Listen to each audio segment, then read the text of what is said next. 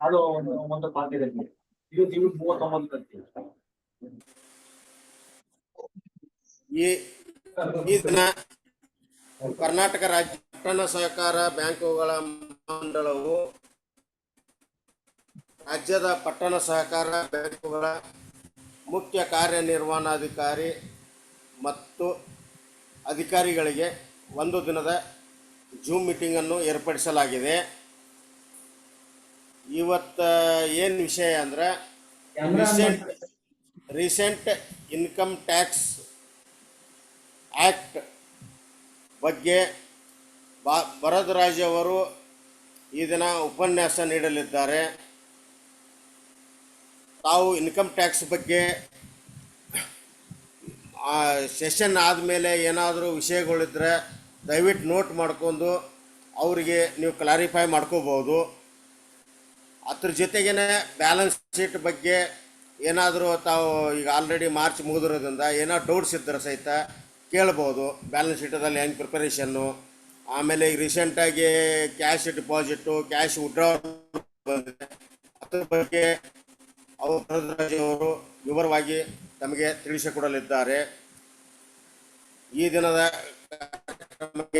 ವಿವಿಧ ಬ್ಯಾಂಕುಗಳಿಂದ ತಾವೆಲ್ಲ ಹಾಜರಾಗಿರುತ್ತೀರಿ ಜೂಮ್ ಮೀಟಿಂಗ್ಗೆ. ಅದಕ್ಕೆ ತಮ್ಮೆಲ್ಲರಿಗೂ ಸುಸ್ವಾಗತ ಕೋರುತ್ತೇನೆ. ಅದೇ ತೆರಿಗೆ ತಜ್ಞರಾದ ಭರದ್ವಾಜ್ ಅವರು ಆಗಮಿಸಿದ್ದಾರೆ. ಅವರಿಗೆ ತಮ್ಮೆಲ್ಲರ ಪರವಾಗಿ ಹಾಗೂ ಮಹಾಮಂಡಳದ ಪರವಾಗಿ ಸ್ವಾಗತ ಕೋರುತ್ತೇನೆ. ಅದೇ ರೀತಿ ಮಹಾಮಂಡಳದ ಉಪಮುಖ್ಯ ಕಾರ್ಯನಿರ್ವಹಣಾಧಿಕಾರಿ ಶ್ರೀ ಅನಿಲ್ ಕಿರೇಶೂರವರು ಹಾಗೂ ಸೂಪರಿಂಟೆಂಡರಾದ ಶ್ರೀ RH ಕುಮಾರ್ ಅವರು ಭಾಗವಹಿಸಿರುತ್ತಾರೆ. ಅವರಿಗೂ ಸಹ ತಮ್ಮೆಲ್ಲರಿಗೂ ಮತ್ತೊಮ್ಮೆ ಸ್ವಾಗತ ಕೋರುತ್ತಾ ಈಗ ಭರದ್ವಾಜ್ ಅವರು ಉಪನ್ಯಾಸ ನೀಡಬೇಕೆಂದು ತಮ್ಮೆಲ್ಲರ ಪರವಾಗಿ ವಿನಂತಿಸುತ್ತೇನೆ.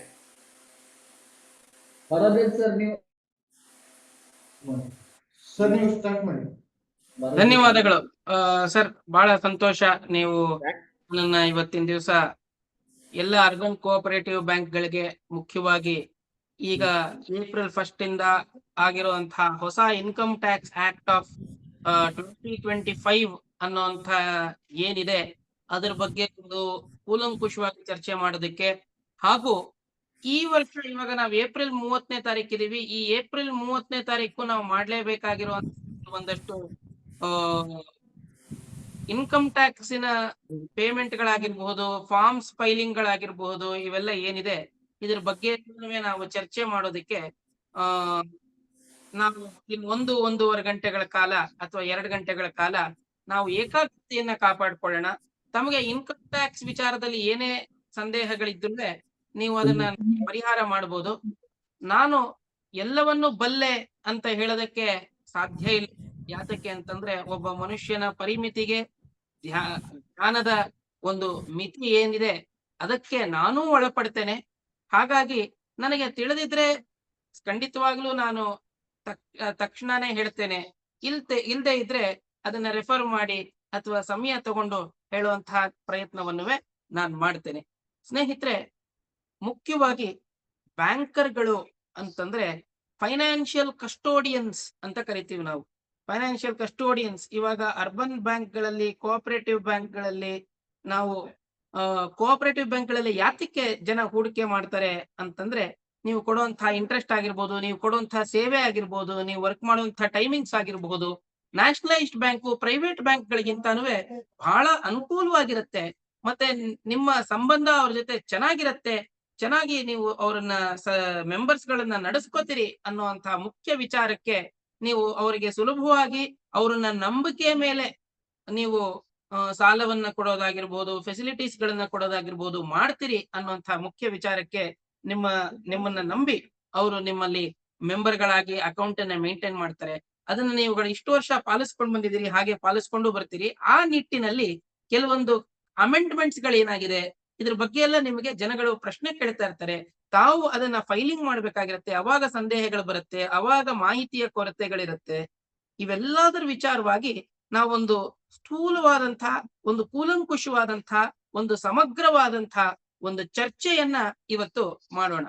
ಈ ಚರ್ಚೆಯಲ್ಲಿ ಇವತ್ತು ನಾನು ಏನಪ್ಪಾ ಮುಖ್ಯವಾಗಿ ತಗೋತೀನಿ ಅಂತ ನಾವು ನೋಡಿದ್ರೆ ನೋಡಿ, recent amendments in income tax year 26-27 by Anil Bharadwaj. ನನ್ನ ಹೆಸರು Anil Bharadwaj, chartered accountant. Urban bank ಗಳಿಗೆ ಅಂತಾನೆ ಸುಮಾರು 50ಕ್ಕಿಂತ ಹೆಚ್ಚು GST ಆಗಿರ್ಬಹುದು, ಇನ್ಕಮ್ ಟ್ಯಾಕ್ಸ್ ಸೆಮಿನಾರ್ ಗಳನ್ನಾಗಿರ್ಬಹುದು ನಾನು ಈಗಾಗಲೇ ಕೊಟ್ಟಿದ್ದೇನೆ. ಅದನ್ನ ನೋಡನೆ ಇವತ್ತು ನನ್ನನ್ನು ಕರೆದಿರೋದ್ರಿಂದ ಬಹಳ ಸಂತೋಷವೂ ನನಗಾಗಿದೆ.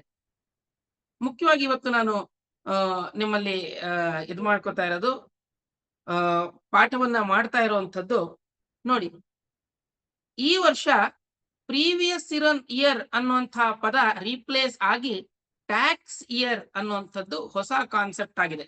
ನಮಗೆ ಟ್ಯಾಕ್ಸ್ ಇಯರ್ ಇವಾಗ ಎಲ್ಲರಿಗೂ ಶೇರ್ ಆಗಿರೋದು ಕಾಣಿಸ್ತಾ ಇದೆಯಾ? ಸ್ಕ್ರೀನ್ ಶೇರ್ ಆಗಿದೆಯಾ ಸ್ನೇಹಿತರೆ? ನಾನು ಸ್ಕ್ರೀನ್ ಶೇರ್ ಮಾಡಿರೋದು ನಿಮಗೆ ಕಾಣಿಸ್ತಿದ್ಯಾ? PPT ಸರ್ ಕಾಣಿಸ್ತಾ ಇದೆ, ಎಲ್ಲ ಕ್ಲಿಯರ್ ಆಗಿದೆ, ತಾವು ಹೇಳ್ಬೋದು ಸರ್. ಓಕೆ, ಧನ್ಯವಾದಗಳು. ಸೊ ಪ್ರೀವಿಯಸ್ ಇಯರ್ ಈ ಹೊಸ ಇನ್ಕಮ್ ಟ್ಯಾಕ್ಸ್ 2025 1961ನೇ ಆದಾಯ ತೆರಿಗೆ ಕಾಯ್ದೆ ಏನಿತ್ತು, ಆ 1961 ಇನ್ಕಮ್ ಟ್ಯಾಕ್ಸ್ ಆಕ್ಟ್ ಆಫ್ 2025 ಅನ್ನೋದನ್ನ ರೀಪ್ಲೇಸ್ ಮಾಡಿದೆ.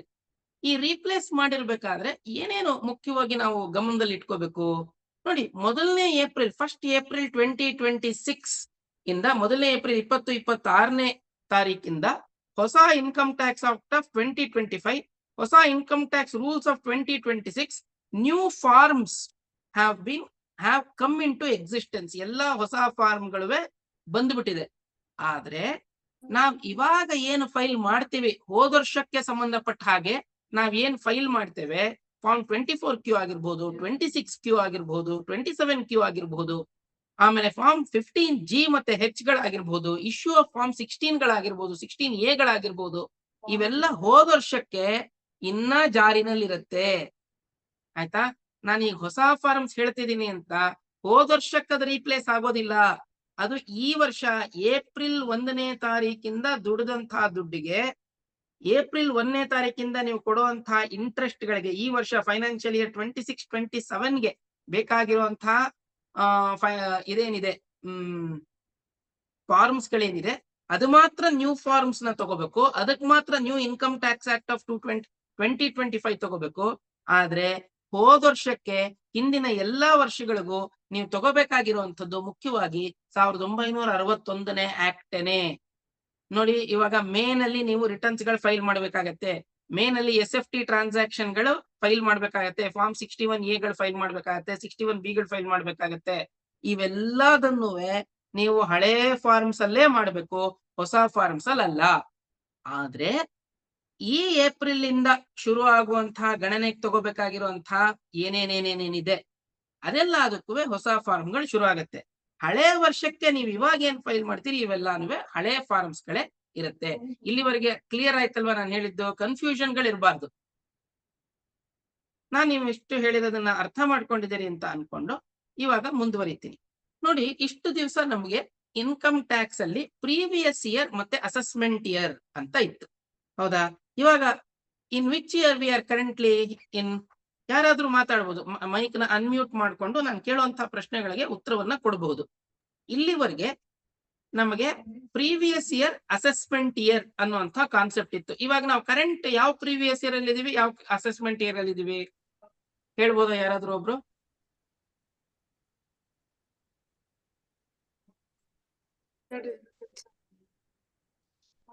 ಹ್ಮ್ 26-27 ಹಾ, ನಾವು ಸರ್ 26-27 ಸುಮ್ನೆ 26-27 ಅಂತ ಹೇಳಿದ್ರೆ ತಪ್ಪು ಉತ್ತರ.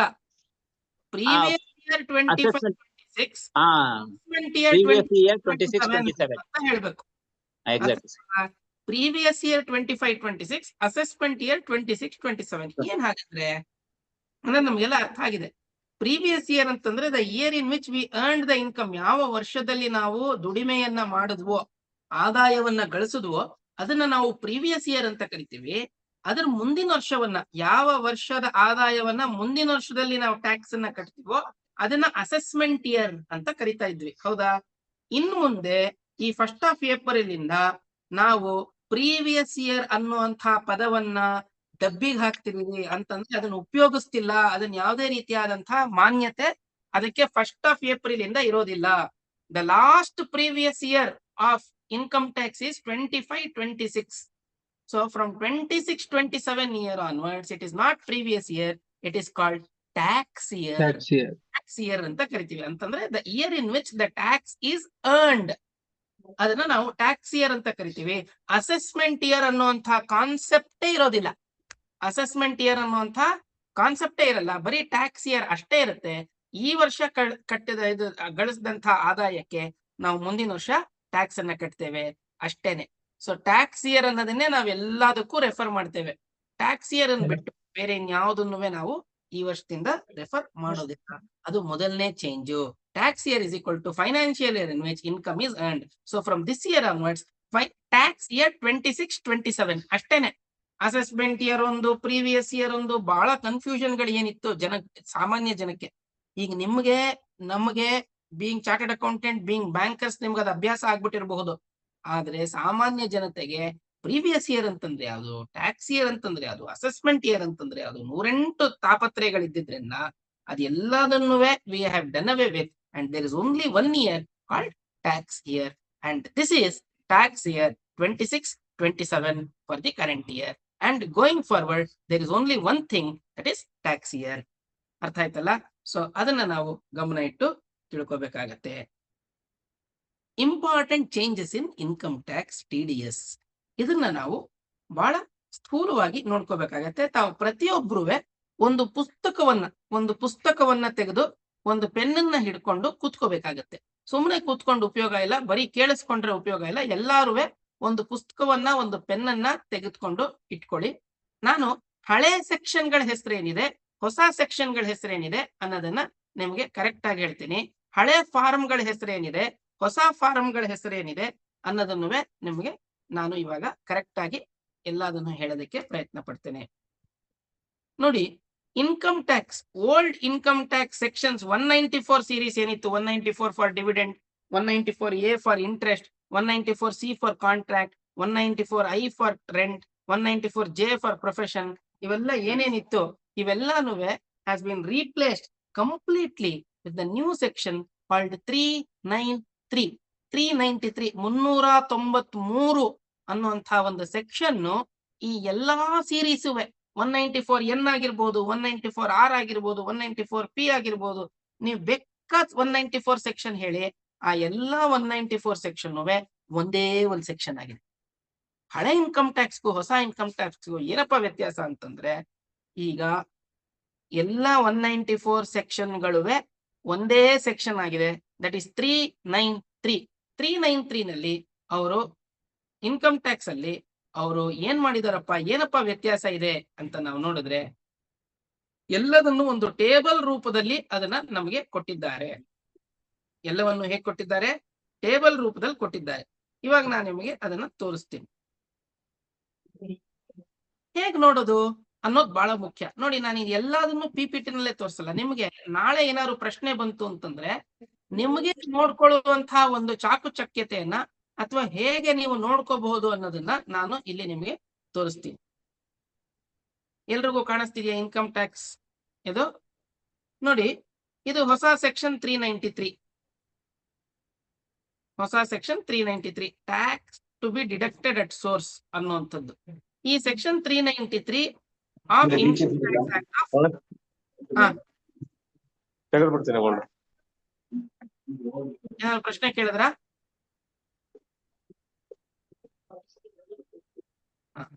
ಸೆಕ್ಷನ್ 393 ನಲ್ಲಿ ಎಲ್ಲಾನು ಸಿಕ್ಬಿಡುತ್ತೆ. ಇದರಲ್ಲಿ ಚಾರ್ಟ್ ಕೊಟ್ಟಿರೋದ್ರಿಂದ ನೋಡಿ, ಗ್ಯಾಲಕ್ಸಿ A13 ಸ್ವಲ್ಪ ಮ್ಯೂಟ್ ಮಾಡ್ಕೋಬೇಕು.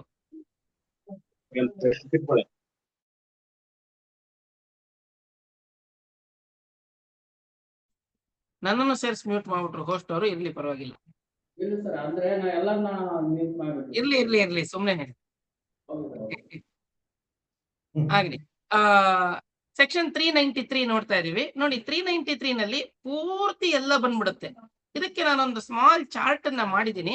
ಆ ಚಾರ್ಟ್ ಅನ್ನ ನಿಮ್ಗೆ ತೋರಿಸ್ತೀನಿ. ಮೊದಲು ಇದನ್ನ ಹೇಗ್ ನೋಡೋದು ಅನ್ನೋದನ್ನು ನಿಮಗೆ ತೋರಿಸ್ಬಿಡ್ತೀನಿ. ನೋಡಿ, ಫಸ್ಟ್ ನೀವು income tax act, income tax ಇಂಡಿಯಾಗೆ ಹೋಗ್ಬೇಕು. Income tax India, income tax India .gov.in.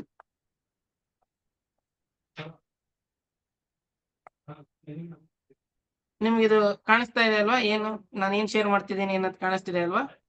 So income tax ಇಂಡಿಯಾಗೆ ಹೋಗಿ ನೀವು ಇಲ್ಲಿ ಇನ್ಕಮ್ ಟ್ಯಾಕ್ಸ್ ಪ್ರಾವಿಷನ್ ಅಂತ ಇರುತ್ತೆ ನೋಡಿ. ಇಲ್ಲಿ ಇನ್ಕಮ್ ಟ್ಯಾಕ್ಸ್ ಪ್ರಾವಿಷನ್ಸ್ ಇದೆ, ಸರ್ಕ್ಯುಲರ್ಸ್ ಇದೆ, ನೋಟಿಫಿಕೇಶನ್ಸ್ ಇದೆ, ಟ್ಯಾಕ್ಸ್ ಕ್ಯಾಲೆಂಡರ್ ಇದೆ, ಇಂಟರ್ನ್ಯಾಷನಲ್ ಟ್ರೀಟೀಸ್ ಇದೆ, FAQs ಗಳಿದೆ. ನಿಮ್ಗೆ ಏನಾದ್ರು ಡೌಟ್ ಗಳಿತ್ತು ಅಂತಂದ್ರೆ FAQs ಗಳು ನೋಡ್ಕೋಬಹುದು. Interplay and transition from income tax 1962 to income tax 2025 FAQs ಗಳಿದೆ. Guidance note on forms as per income tax guidance ಇದೆ. ಇವೆಲ್ಲಾನು ನೀವುಗಳು ನಿಮ್ಗೆ ಏನೇ ಡೌಟ್ ಗಳಿದ್ರು ಇದ್ರಲ್ಲಿ ನೋಡ್ಕೋಬಹುದು. ಇದು ಇನ್ಕಮ್ ಟ್ಯಾಕ್ಸ್ ಇಂಡಿಯಾ .gov.in. ಇದನ್ನ ನಾನು ಚಾಟ್ ಬಾಕ್ಸ್ ಅಲ್ಲಿ, ನಿಮ್ಮ ಚಾಟ್ ಬಾಕ್ಸ್ ಅಲ್ಲಿ ಶೇರ್ ಮಾಡ್ತಾ ಇದ್ದೀನಿ. ಅದನ್ನ ನೀವು ನೋಡ್ಕೋಬಹುದು. ಚಾಟ್ ಬಾಕ್ಸ್ ಅಲ್ಲಿ ನಾನು ಇದರದ್ದು ವೆಬ್ಸೈಟ್ ಅನ್ನ ಶೇರ್ ಮಾಡಿದ್ದೀನಿ. ನೀವು ಆ ಚಾಟ್ ಬಾಕ್ಸ್ ಅಲ್ಲಿ ನೋಡ್ಕೋಬಹುದು. ಸೊ ಇಲ್ಲಿ ನೋಡ್ಕೊಳ್ತಾ ಇದ್ದ ಹಾಗೆ ನಾವು income tax 2025, income tax act rules 2026, income tax form 2026 ಅಂತ 4 ಇದೆ. ಇನ್ಕಮ್ ಟ್ಯಾಕ್ಸ್ ಆಕ್ಟ್ 1961 ಇದೆ, ಹಳೆ ಆಕ್ಟ್ ಇದೆ, ಹೊಸ ಆಕ್ಟ್, ರೂಲ್ಸ್, ಫಾರ್ಮ್ಸ್ 3 ಇದೆ, ಪ್ಲಸ್ ಹಳೆ ಆಕ್ಟ್ ಇದೆ 4. ಬಟ್ ಇನ್ಕಮ್ ಟ್ಯಾಕ್ಸ್ ಆಕ್ಟ್ 2025 ಹೋಗೋಣ. ಇಲ್ಲಿ act 2025, rules 2026, guidance note and others ಅನ್ನುವಂಥದ್ದು ಇದೆ. ನಿಮಗೆ ಇಲ್ಲಿ full guidance notes, forms, brochures on forms under income tax act, videos under income tax act. ನಿಮ್ಗೆ ಎಲ್ಲೇ ಏನೇ ಡೌಟ್ ಬಂದ್ರು ಇಲ್ಲಿ ಕ್ಲಿಯರ್ ಆಗಿ ಎಲ್ಲ ಗೊತ್ತಾಗತ್ತೆ. ಚೆಕ್. ಆಮೇಲೆ income tax act 2025, utility to check provisions of income tax act of 1961, vis-a-vis income tax 2025. ಇದಕ್ಕೆ ಹೋಗ್ಬೇಕು. ಇದ್ರಲ್ಲಿ ಏನಪ್ಪಾ ಅಂತಂದ್ರೆ ಈ ಮುಖ್ಯವಾದಂತಹ ಸೆಕ್ಷನ್ ಅಲ್ಲಿ, ಈ ಯುಟಿಲಿಟಿ ಸೆಕ್ಷನ್ ಅಲ್ಲಿ ನೀವು ಹಳೆ ಇನ್ಕಮ್ ಟ್ಯಾಕ್ಸ್ ಆಕ್ಟ್ ಅನ್ನ ಹಾಕಿದ್ರೆ, ಹಳೆ ಇನ್ಕಮ್ ಟ್ಯಾಕ್ಸ್ ಆಕ್ಟ್ ನ ಸೆಕ್ಷನ್ ಗಳು ನಿಮಗೆ ಗೊತ್ತಿತ್ತು, ಹೊಸ ಇನ್ಕಮ್ ಟ್ಯಾಕ್ಸ್ ಆಕ್ಟ್ ಗಳು ಮಾತ್ರ ನಂಗೆ ಗೊತ್ತಿಲ್ಲ ಅಂತಂದ್ರೆ ಇಲ್ಲಿ ನೀವು ಹಳೆ ಇನ್ಕಮ್ ಟ್ಯಾಕ್ಸ್ ಆಕ್ಟ್ ನ ಸೆಕ್ಷನ್ ಗಳನ್ನ ಹಾಕಬಹುದು. For example 194A, TDS on interest, TDS interest on other than interest on securities. ನೋಡಿ, ಇಲ್ಲಿ ಬಂದಿದ ತಕ್ಷಣನೇ tax to be deducted at source 393 ಇದು ಇಲ್ಲಿ ಬರುತ್ತೆ. ಸೊ ಇಲ್ಲಿ ಈ ಕಡೆ 194A ಬರುತ್ತೆ, ಈ ಕಡೆ 333 ಬರುತ್ತೆ. ಇಲ್ಲಿ ನೀವು ಚೆಕ್ ಮಾಡ್ಕೋಬಹುದು. ಇಂಟರೆಸ್ಟ್ ಅಂತ ಹಾಕೊಂಡ ತಕ್ಷಣ ಇಂಟ್ರೆಸ್ಟ್ ಇನ್ಕಮ್ ನೋಡಿ ಇಲ್ಲಿ ಬಂದ್ಬಿಡತ್ತೆ. interest income, any income by way of interest on securities, any interest by way of interest other than interest securities provided by a banking company. ಇಲ್ಲಿ ನೋಡಿ, ಫಸ್ಟ್ ನಾವು ನೋಡ್ಕೋಬೇಕು ಮುಖ್ಯವಾಗಿ serial number A, nature of income B, payer ಯಾರು, what is the threshold limit. ಒಟ್ಟು 4 ಟೇಬಲ್ಗಳಿದೆ. ಈ 4 ಟೇಬಲ್ಗಳನ್ನು ನೀವು ನಿಮ್ಮ ಪುಸ್ತಕದಲ್ಲಿ ಬರ್ಕೊಳ್ಳಿ. ಮೊದಲನೇ ಟೇಬಲ್ ಅಲ್ಲಿ ಸೀರಿಯಲ್ ನಂಬರ್, ಮೊದಲನೇದ್ರಲ್ಲಿ ಸೀರಿಯಲ್ ನಂಬರ್, ಎರಡನೇದ್ರಲ್ಲಿ nature of income, nature of income, ಓಕೆನಾ. ಅದ್ರ ಪಕ್ಕ ಪೇಯರ್, ಅದ್ರ ಪಕ್ಕ ರೇಟ್ ಅಂಡ್ ಥ್ರೆಶೋಲ್ಡ್ ಲಿಮಿಟ್ ಎರಡೂ ಇದೆ, ರೇಟ್ ಅಂಡ್ ಥ್ರೆಶೋಲ್ಡ್ ಲಿಮಿಟ್ ಎರಡೂ ಇದೆ. ಸೊ ಇದರಲ್ಲಿ ನೀವೇನಪ್ಪಾ ಮಾಡ್ಬೇಕು, ಅದ್ರ ಪಕ್ಕ ನೀವೇನಪ್ಪಾ ಮಾಡ್ಬೇಕು ಅಂತಂದ್ರೆ old income tax act section ಗಳು ಬರ್ಕೋಬೇಕು. Old income tax corresponding old income tax section ಗಳು, ಸೊ ದಟ್ ನಿಮಗೆ ಒಂದು ಕ್ಲಿಯರ್ ಆದಂತಹ ವ್ಯೂಗಳು ಸಿಗತ್ತೆ. ಓಲ್ಡ್ ಇನ್ಕಮ್ ಟ್ಯಾಕ್ಸ್ ಸೆಕ್ಷನ್ ಗಳು ನಾನು ಇದಕ್ಕೊಂದು ಟೇಬಲ್ ಮಾಡಿ ಇಟ್ಟಿದ್ದೀನಿ ಆಲ್ರೆಡಿ, ನಿಮ್ಗೆ ಅದನ್ನ ತೋರಿಸ್ತೀನಿ ನೋಡಿ.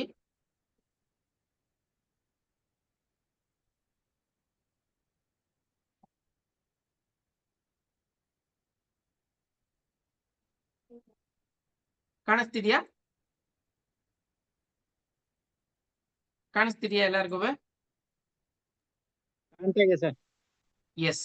ಸೊ ಇಲ್ಲಿ ಒಂದು ಟೇಬಲ್ ಮಾಡಿದೀನಿ. ಈ ಟೇಬಲ್ ನಿಮಗೆ ನಾನೆಲ್ಲ ಶೇರ್ ಮಾಡ್ತೀನಿ, ಆದ್ರೆ ನೀವು ಬರ್ಕೊಳ್ಳೋದು ಬಹಳ ಮುಖ್ಯ. ಇವಾಗ ನಾನು ಏನೇನ್ ತೋರಿಸ್ತೀರೋ ಇವೆಲ್ಲ ನಿಮಗೆ ನಾನು ಶೇರ್ ಮಾಡೋದಕ್ಕೂ ಪ್ರಯತ್ನ ಪಡ್ತೇನೆ, ಆದ್ರೆ ನೀವು ತಿಳ್ಕೊಳ್ಳುವಂಥದ್ದು ಬಹಳ ಮುಖ್ಯ. ಸಿ 192 ಏನಿದೆ, ಸೆಕ್ಷನ್ 192 ಇದನ್ನ ನಾನು ನೋಡ್ತಾ ಇದ್ದೀನಿ ಸೆಕ್ಷನ್ 192 ಅಂದ್ರೆ TDS ಆನ್ ಸ್ಯಾಲರಿ ಈಸ್ 392 ಆಗಿದೆ. 192 ಇರುವಂತದ್ದು 392 ಆಗಿದೆ. 194 ಅಲ್ಲಿ ಇದ್ದಿದ್ದೆಲ್ಲ 393 ಆಗಿದೆ. 194 ಅಲ್ಲಿ ಇದ್ದಿದ್ದೆಲ್ಲ 393 ಆಗಿದೆ. ಸೊ ಇವಾಗ ನಾವು 192 ಆಯ್ತು, 194 ಡಿವಿಡೆಂಡ್ಸ್ 393ನೇ ಆಗಿದೆ. ಹೌದಾ? 393 ಅದರಲ್ಲೇನೆ ಟೇಬಲ್ ಕೊಟ್ಬಿಟ್ಟಿದ್ದಾರೆ. ಕ್ಲಿಯರ್ ಆಗಿ ಟೇಬಲ್ ಕೊಟ್ಟು ಆ ಟೇಬಲ್ ಅಲ್ಲೇನೆ ಎಲ್ಲದನ್ನು ಸೇರಿಸ್ಕೊಂಡ್ಬಿಟ್ಟಿದ್ದಾರೆ. ಇಲ್ಲಿ ನಾವು ನೋಡಿದ್ರೆ ಯುಟಿಲಿಟಿನಲ್ಲಿ ನೋಡಿ, ಎಲ್ಲ commission, brokerage, rent, payment on transfer of certain immovable properties other than agriculture land, income from capital market, interest income, payment to contractors, fees for professional service and fees for technical service. ಮೊದ್ಲು ಏನು section ಗಳು ಇರ್ತಾ ಇದ್ವು 194 JCIRN ಇವೆಲ್ಲ section ಗಳನ್ನೆಲ್ಲ ತೆಗೆದುಹಾಕಿ ಒಂದೇ 393 section ಮಾಡಿ ಅದರೊಳಗಡೆನೆ table ಮುಖಾಂತರ ಕೊಟ್ಟಿದ್ದಾರೆ, ಸುಲಭ ಮಾಡಿದ್ದಾರೆ ಅಂತ ಆ ಮುಖಾಂತರ ಕೊಟ್ಟಿದ್ದಾರೆ. 194 ಏನಿತ್ತು ಡಿವಿಡೆಂಡ್ ಈಗ 393 ಆಗಿದೆ. Class 7 table number 7 dividend, any dividend on including dividend on preference shares declared by any domestic company, paid by any domestic company, threshold limit ಇಲ್ಲ, no threshold limit at all. Just 10% ಮಾಡೇ ಬಿಡ್ಬೇಕು. ಮೊದಲು 5,000 ರೂಪಾಯಿ 10,000 ರೂಪಾಯಿ ಇವೆಲ್ಲ ಇರ್ತಾ ಇತ್ತು. ಇವಾಗ ಅದು ಯಾವುದೂ ಥ್ರೆಶೋಲ್ಡ್ ಲಿಮಿಟ್ ಗಳಿಲ್ಲ. ನೋಡಿ ಸೆಕ್ಷನ್ 194 ನೀವು ನೋಡಿದ್ರೆ, ಮೊದಲು ಸೆಕ್ಷನ್ 194 ನೀವು ನೋಡಿದ್ದಿದ್ರೆ ಅದರಲ್ಲಿ ಏನಿರ್ತಿತ್ತು? ಥ್ರೆಶೋಲ್ಡ್ ಲಿಮಿಟ್ ಇರ್ತಿತ್ತು. ಇವಾಗ ಥ್ರೆಶೋಲ್ಡ್ ಲಿಮಿಟ್ ಇಲ್ಲ. ಓಕೆನಾ? ಥ್ರೆಶೋಲ್ಡ್ 10,000 rupees ಥ್ರೆಶೋಲ್ಡ್ ಲಿಮಿಟ್ ಇತ್ತಲ್ಲ, ಇವಾಗ ಇನ್ಕಮ್ ಟ್ಯಾಕ್ಸ್ ಅಲ್ಲಿ ಸೆಕ್ಷನ್ 393 ಕ್ಲಾಸ್ 7 ಅಲ್ಲಿ there is no threshold limit, nil ಅಂತಂದ್ರೆ ಫಾರ್ ಎವ್ರಿ ಡಿವಿಡೆಂಡ್ 1 ರೂಪಾಯಿ ಡಿವಿಡೆಂಡ್ ಕೊಟ್ಟರುವೆ TDS ಅನ್ನ ಕಂಪಲ್ಸರಿ ಮಾಡಬೇಕು. ಸೊ ನೀವು ಇದು ಮುಂದಿನ ವರ್ಷಕ್ಕೆ ಸ್ನೇಹಿತರೆ ಬಹಳ ಗಮನ ಇಟ್ಟು ಇದನ್ನ ನೀವು ಅರ್ಥ ಮಾಡ್ಕೋಬೇಕು, ಕನ್ಫ್ಯೂಸ್ ಮಾಡ್ಕೋಬಾರ್ದು. ಈ ವರ್ಷ ಕೊಡೋ ಡಿವಿಡೆಂಡ್ಗೆ ಗೊತ್ತಾಯ್ತಾ ಅಂತಂದ್ರೆ ಈಗಾಗ್ಲೇ ಮಾರ್ಚ್ 31 ಒಳಗಡೆ ನೀವು ಆಗ್ಲೇ ಕೊಟ್ಬಿಟ್ಟಿದ್ರೆ ಅದು ಅಪ್ಲೈ ಆಗಲ್ಲ. ಇನ್ನು ಏಪ್ರಿಲ್ 1 ನೀವು ಏನ್ ಕೊಡ್ತೀರಿ ಡಿವಿಡೆಂಡ್, ಅದಕ್ಕೆ ಹೊಸ ಸೆಕ್ಷನ್ 393 ಅಪ್ಲೈ ಆಗತ್ತೆ. ಹೊಸ ಸೆಕ್ಷನ್ 393 ಅಪ್ಲೈ ಆಗತ್ತೆ. ಹೋದ ವರ್ಷಕ್ಕೆ ನೀವು ಈ ವರ್ಷ ಡಿವಿಡೆಂಡ್ ಕೊಟ್ಟರುವೆ that is still TDS is applicable under 393 ನೇನೆ. Unless the dividend is already declared and paid before 31st March. April 1 ಇಂದ ನೀವು ಡಿವಿಡೆಂಡ್ ಕೊಟ್ರಿ ಅಂತಂದ್ರೆ ಹೊಸ ಸೆಕ್ಷನ್ ಅನ್ವಯ ಆಗತ್ತೆ, ಹೊಸ ರೇಟೇ ಅನ್ವಯ ಆಗತ್ತೆ, ಹೊಸ ಥ್ರೆಶೋಲ್ಡ್ ಲಿಮಿಟೇ ಅನ್ವಯ ಆಗತ್ತೆ. So 194 TDS interest on TDS on dividend ಎಷ್ಟು amount? There is no amount from very 1 rupee. You have to deduct a tax of 10 rupees. ಅರ್ಥ ಆಯ್ತಲ್ಲ? ಸೊ ನಾವು ಮುಂದಕ್ಕೆ ಹೋದ್ರೆ ಇಫ್ ವಿ ಗೋ ಅಹೆಡ್, ಮತ್ತೆ ನಮ್ಗೆ ಇವಾಗ ಏನ್ ಸಿಗತ್ತೆ? 194I ನಮ್ಗೆಲ್ಲ ಪ್ರೀತಿಯಾಗಿರುವಂತಹ ಸೆಕ್ಷನ್ 194I. ಸೆಕ್ಷನ್ 194I ಅನ್ನ ಹೇಗ್ ನೋಡೋದು ಅಂತ ನಾವು ನೋಡಿದ್ರೆ ಬಹಳ ಸುಲಭ. 194A, section 194A TDS on interest. ನಮ್ಮೆಲ್ರಿಗೂ TDS ಆನ್ ಇಂಟ್ರೆಸ್ಟ್ ಬಹಳ ಮುಖ್ಯ ಅಲ್ವಾ? ನಮ್ಮ ಎಲ್ಲಾದ್ರಲ್ಲೂ ಎಲ್ಲಾ ಟ್ರಾನ್ಸಾಕ್ಷನ್ TDS ಆನ್ ಇಂಟ್ರೆಸ್ಟ್ ಬಂದೇ ಬರುತ್ತೆ. ಕ್ಲಾಸ್ 5 194A ಏನಿದೆ ಅದು ಕ್ಲಾಸ್ 5 ಆಗಿದೆ. ನೋಡಿ, the limit remain same, no major variation. ಇದನ್ನ ನಾವು ನೋಡ್ಕೋಬೇಕಾಗತ್ತೆ. Any income by way of interest other than interest on securities paid by a banking company or a cooperative society carrying on the business of banking company, a post office for a deposit made under a scheme notified under central government. ಇವೆಲ್ಲದರಲ್ಲೂ clause B ನಮಗ್ ಜಾಸ್ತಿ important. A cooperative society carrying on the business of banking. Rate in force ಅಂತಂದ್ರೆ whatever is the 10%. Threshold limit 1 lakh rupees for senior citizens and 50,000 rupees for senior citizens ಅದು ಆಗುತ್ತೆ. So what is rate in force ಅಂತ ನಾವು ನೋಡಿದ್ರೆ we have to see the definition of rate in force.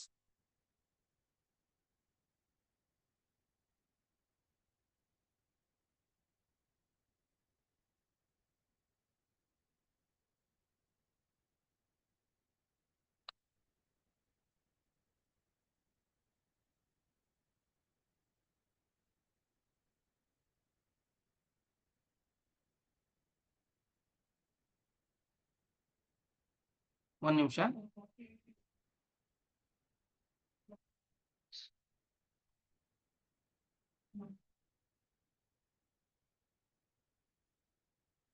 Rate in force ಅಂತಂದ್ರೆ ಯಾವ rate force ಅಲ್ಲಿ ಇರುತ್ತೋ ಅದೇ ರೇಟು. ಸೊ ಇವಾಗ ಸದ್ಯಕ್ಕೆ ಇಟ್ ಈಸ್ 10% ಅಂತ ನಾವ್ ಏನ್ ನೋಡ್ಕೊಂಡಿದೀವಿ ಅದೇ ರೇಟ್ ಅನ್ನ ನಾವು ಕನ್ಸಿಡರ್ ಮಾಡ್ಬೇಕಾಗತ್ತೆ ಅಂಡರ್ ಈ 194A ಆಲ್ಸೋ. 194A ಸೀನಿಯರ್ ಸಿಟಿಸನ್ಸ್ಗೆ 1 lakh rupees ಅಂಡ್ ನಾರ್ಮಲ್ ಸಿಟಿಸನ್ಸ್ಗೆ ಎಷ್ಟಾಗತ್ತೆ? 50,000. 50,000 rupees. The rate in force is 10%. ಓಕೆನಾ? Any doubt? No doubt. Next 194A ನಲ್ಲಿ ಇನ್ನ ಮುಂದೆ ಬರೋದು ನಮಗೆ ಫಾರ್ಮ್ 15G ಮತ್ತೆ H ಗಳ ಬಗ್ಗೆ ಏನ್ ಮಾಡಬೇಕು ನೋಡಿ. ಹಳೆ ಫಾರ್ಮ್ 15GH ಹೋದ ವರ್ಷದ ತನಕ ಫಾರ್ಮ್ 15GH ಫಾರ್ಮ್ 15GH ಆಗೆ ಇರುತ್ತೆ. ಈ ವರ್ಷ ಫಾರ್ಮ್ 15GH ಅನ್ನ ನಾವು ನೋಡಿದಾಗ, ಈ ವರ್ಷ ನಾವು ಫಾರ್ಮ್ 15G ಮತ್ತೆ H ಗಳನ್ನ ನೋಡಿದಾಗ ಮುಖ್ಯವಾಗಿ ಏನ್ ಬರುತ್ತೆ, ಹೊಸ ಸೆಕ್ಷನ್ ಗಳಲ್ಲಿ ಏನಿದೆ ಅಂತ ನೋಡಿದ್ರೆ ಫಾರ್ಮ್ 15GH ಈಗ ಹೊಸ ಆಕ್ಟ್ ಅಲ್ಲಿ ಅದು 121, 122 ಆಗಿದೆ. ಹೇಗ್ ಗೊತ್ತಾಗತ್ತೆ ನಮ್ಗೆ, ಹೇಗ್ ನೋಡೋದು ಸರ್ ಅಂತ ನೀವು ಕೇಳಿದ್ರೆ ನೋಡಿ, ಇಲ್ಲಿ ಫಾರ್ಮ್ಸ್ ಗೆ ಹೋಗಿ, ಫಾರ್ಮ್ಸ್ ಅಲ್ಲಿ ಹಳೆ ಫಾರ್ಮ್ಸ್ 1962 ಆಕ್ಟ್ ರೂಲ್ಸ್ ಅಲ್ಲಿ ಫಾರ್ಮ್ 15G ಈಗ 121 ಡಿಕ್ಲರೇಷನ್ ಅಂಡ್ ಸೆಕ್ಷನ್ 393 ನೋಡಿ. Form 121 is form 15G. 122 form 122 15GH, sorry 15H ಬರ್ಕೊಂಡ್ರ? ಹೊಸ ಫಾರ್ಮ್ ಏನು? ಫಾರ್ಮ್ ನಂಬರ್ 15G ಏನ್ ಹೊಸ ಫಾರ್ಮ್? 21. 121. 122 15H ಗೆ 122. ಹಾಗೇನೆ ಹೊಸ ಫಾರ್ಮ್ 16 ಫಾರ್ಮ್ 16 ನಾವು ನೋಡ್ಬೇಕು ಅಂತಂದ್ರೆ ಫಾರ್ಮ್ 16 ನಾವು ನೋಡ್ಬೇಕು ಅಂತಂದ್ರೆ form number 130. Form number 130 is form 16. ಓಕೆನಾ? 16A is 131. ಫಾರ್ಮ್ 16A ಏನು? 131. ಬರ್ಕೋತಾ ಇದ್ದೀರಾ? ಬರ್ಕೊಳ್ತಾ ಇದೀವಿ ಸರ್. ಇನ್ಯಾವ್ದಾದ್ರು ಫಾರ್ಮ್ಸ್ ಗಳು ಬೇಕಾ? ಫಾರ್ಮ್ 16 ಆಯ್ತು. Form 24, form 138. Form 124Q is 138 quarterly returns. Form 138. Similarly 26Q, 26Q is 140. is 140. Form 121 ಇರೋದು. Form 122 sir ಹೇಳಕಲ್ಲ. Form 120 140. 24Q 26Q ಹೇಳ್ತಾ ಇದೀನಿ ನಾನು. ಸೊ ಹೀಗೇನೆ ನಿಮ್ಗೆ ಯಾವುದೇ ಮುಖ್ಯವಾದಂತಹ ಒಂದು ಫಾರ್ಮ್ ಗಳಿದ್ದು ಡೌಟ್ ಇದ್ರು ನೀವು ನಾನು ಹೇಳಿದಂತ ಈ ಇನ್ಕಮ್ ಟ್ಯಾಕ್ಸ್ india.gov.in ಹೋಗಿ ನೀವಲ್ಲಿ ಕೂಲಂಕುಷವಾಗಿ ಎಲ್ಲದನ್ನು ಚೆಕ್ ಮಾಡ್ಕೋಬಹುದು. ಅರ್ಥ ಆಯ್ತಾ? ಮತ್ತೆ ಫಾರ್ಮ್ 15G ಮತ್ತೆ H ಗಳಿಗೆ ಏನಿದೆ ಅನ್ನೋದನ್ನ ನಾವು ಗಮನ ಇಟ್ಟು ನೋಡ್ಕೋಬೇಕಾಗತ್ತೆ. ಯಾತಕ್ಕೆ ಅಂತಂದ್ರೆ ಸ್ನೇಹಿತರೆ, ಎಲ್ಲಾರ ಹತ್ರನೂ ಇಸ್ಕೊಳ್ಳೋದಕ್ಕೆ ಬರೋದಿಲ್ಲ. So form 15GH can be given only by individuals.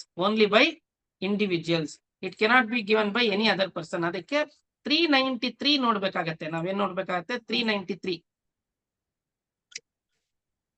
194A 393 subsection 6 ಯಾರು ಫಾರ್ಮ್ 15G ಮತ್ತೆ H ಗಳನ್ನ ಕೊಡಬಹುದು ಅನ್ನುವಂಥದ್ದನ್ನ 393 ಸಬ್ಸೆಕ್ಷನ್ 6 ಹೇಳುತ್ತೆ ನೋಡಿ. 393 subsection 6. The deduction of tax shall not be made under the provisions referred to in column C of the table below in case of a person as specified in column B, if such person furnishes to the person responsible for paying any income or some of the nature referred to in such provisions, a written declaration in duplicate in such form and manner as may be prescribed, that the tax on such persons estimated total income of the total income of the tax year in which such income or sum is to be included in computing his total income shall be nil. ನೋಡಿ, a return declaration ಏನು form 15G ಮತ್ತೆ H ಅಂತಂದ್ರೆ ಏನಪ್ಪಾ ಅಂತ ನಾವು ಯೋಚನೆ ಮಾಡಿದ್ರೆ, it's a return declaration in duplicate in such form and manner as may be prescribe that the ಇದು ನೋಡ್ಕೋಬೇಕು. The tax on such persons estimated total income, the tax on such person's estimated total income of the tax year in which such income or sum is to be included in computing his total income shall be nil. ಯಾವ ವ್ಯಕ್ತಿಗೆ ಆ tax year ಅಲ್ಲಿ ತೆರಿಗೆ 0 ಇರುತ್ತೋ, ತೆರಿಗೆ ನಿಲ್ ಇರುತ್ತೋ ಅಂಥವ್ರು ಮಾತ್ರ ಫಾರ್ಮ್ 15G ಎಸ್ಟಿಮೇಟೆಡ್ ಇನ್ಕಮ್, ಅದು ಸರಿಯಾಗೇ ಇರಬೇಕು ಅಂತೇನಿಲ್ಲ, ನಿಖರವಾಗೇ ಇರಬೇಕು ಅಂತಿಲ್ಲ, ಬಹುಶಃ ಅಥವಾ ಎಸ್ಟಿಮೇಷನ್ ನಾವು ಯೋಚನೆ ಮಾಡ್ದಂಗೆ ಅಂದಾಜು ಮಾಡಿದ ಹಾಗೆ ಅದು ಟ್ಯಾಕ್ಸ್ ಬರೋದಿಲ್ಲ ಅಂತಂದ್ರೆ you can still take form 121 and 122 from the respective people. ಅರ್ಥ ಆಯ್ತಲ್ಲ? Hello sir. ನೋಡ್ಕೊಳ್ಳಿ, ಗಮನ ಇಟ್ಟು ನೋಡ್ಕೊಳ್ಳಿ. ಫಾರ್ಮ್ 121 ಇಂಥವ್ರ ಹತ್ರ ನೀವು ಫಾರ್ಮ್ 121 ಅನ್ನ ಕಲೆಕ್ಟ್ ಮಾಡ್ಕೋಬಹುದಾಗಿದೆ. ಯಾರ ಹತ್ರ ಯಾರ ಆದಾಯ ಕಮ್ಮಿ ಇದೆಯೋ. an individual being a resident, ಬರೀ ರೆಸಿಡೆಂಟ್ ಗಳ ಹತ್ರ ಮಾತ್ರ ನೀವು ಫಾರ್ಮ್ 15GH ಅನ್ನ ತಗೋಬಹುದು, ನಾನ್ ರೆಸಿಡೆಂಟ್ಸ್ ಇಂದ ತಗೊಳ್ಳೋ ಹಾಗಿಲ್ಲ. ಓಕೆನಾ?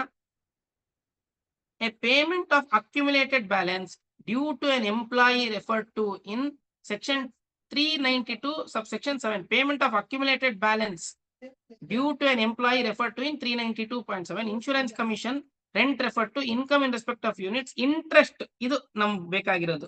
Interest referred to in section 393(1), table serial number 5, 1, 2 and 3.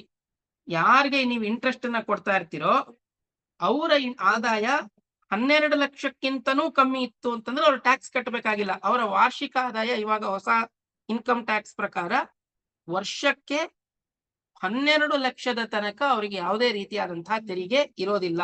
ಅಂತ ಸಮಯದಲ್ಲಿ you can still take form 121 or form 15G and H. ನಿಮ್ ಭಾಷೆನಲ್ಲಿ ನಾನು ಹೇಳ್ಬೇಕು ಅಂದ್ರೆ ಫಾರ್ಮ್ 15GH. ನಮ್ ಭಾಷೆನಲ್ಲಿ ಹೇಳ್ಬೇಕು ಅಂತಂದ್ರೆ 121 and 122. ನೆಕ್ಸ್ಟ್ ನಿಮ್ ಭಾಷೆನೂ ಆಗ್ಬೇಕು. ಇವಾಗ ಸದ್ಯಕ್ಕೆ ಮಾತ್ರ ನನ್ ಭಾಷೆ. ಈ ಕ್ಲಾಸ್ ಮುಗಿದ್ಮೇಲೆ ಅದು ಇನ್ಯಾರ ಭಾಷೆ? ನಮ್ ಭಾಷೆ.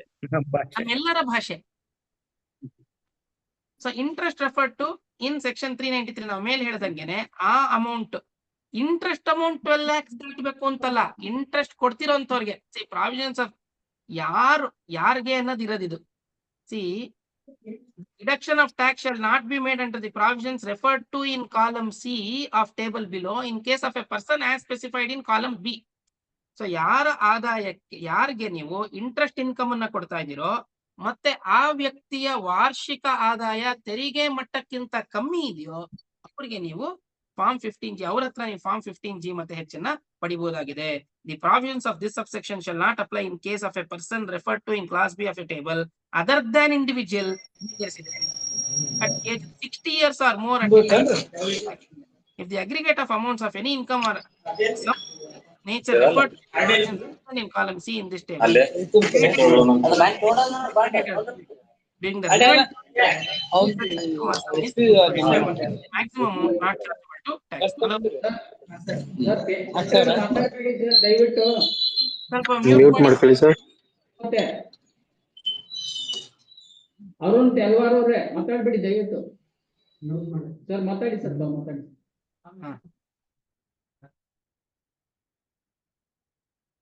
ಅಂತಂದ್ರೆ ನೀವು 122 ಫಾರ್ಮ್ 121 122 ನ ಪಡಿಬಹುದಾಗಿದೆ ಅನ್ನುವಂಥದ್ದನ್ನ ನಾವಿಲ್ಲಿ ಮೆನ್ಷನ್ ಮಾಡ್ತಾ ಇದೀವಿ.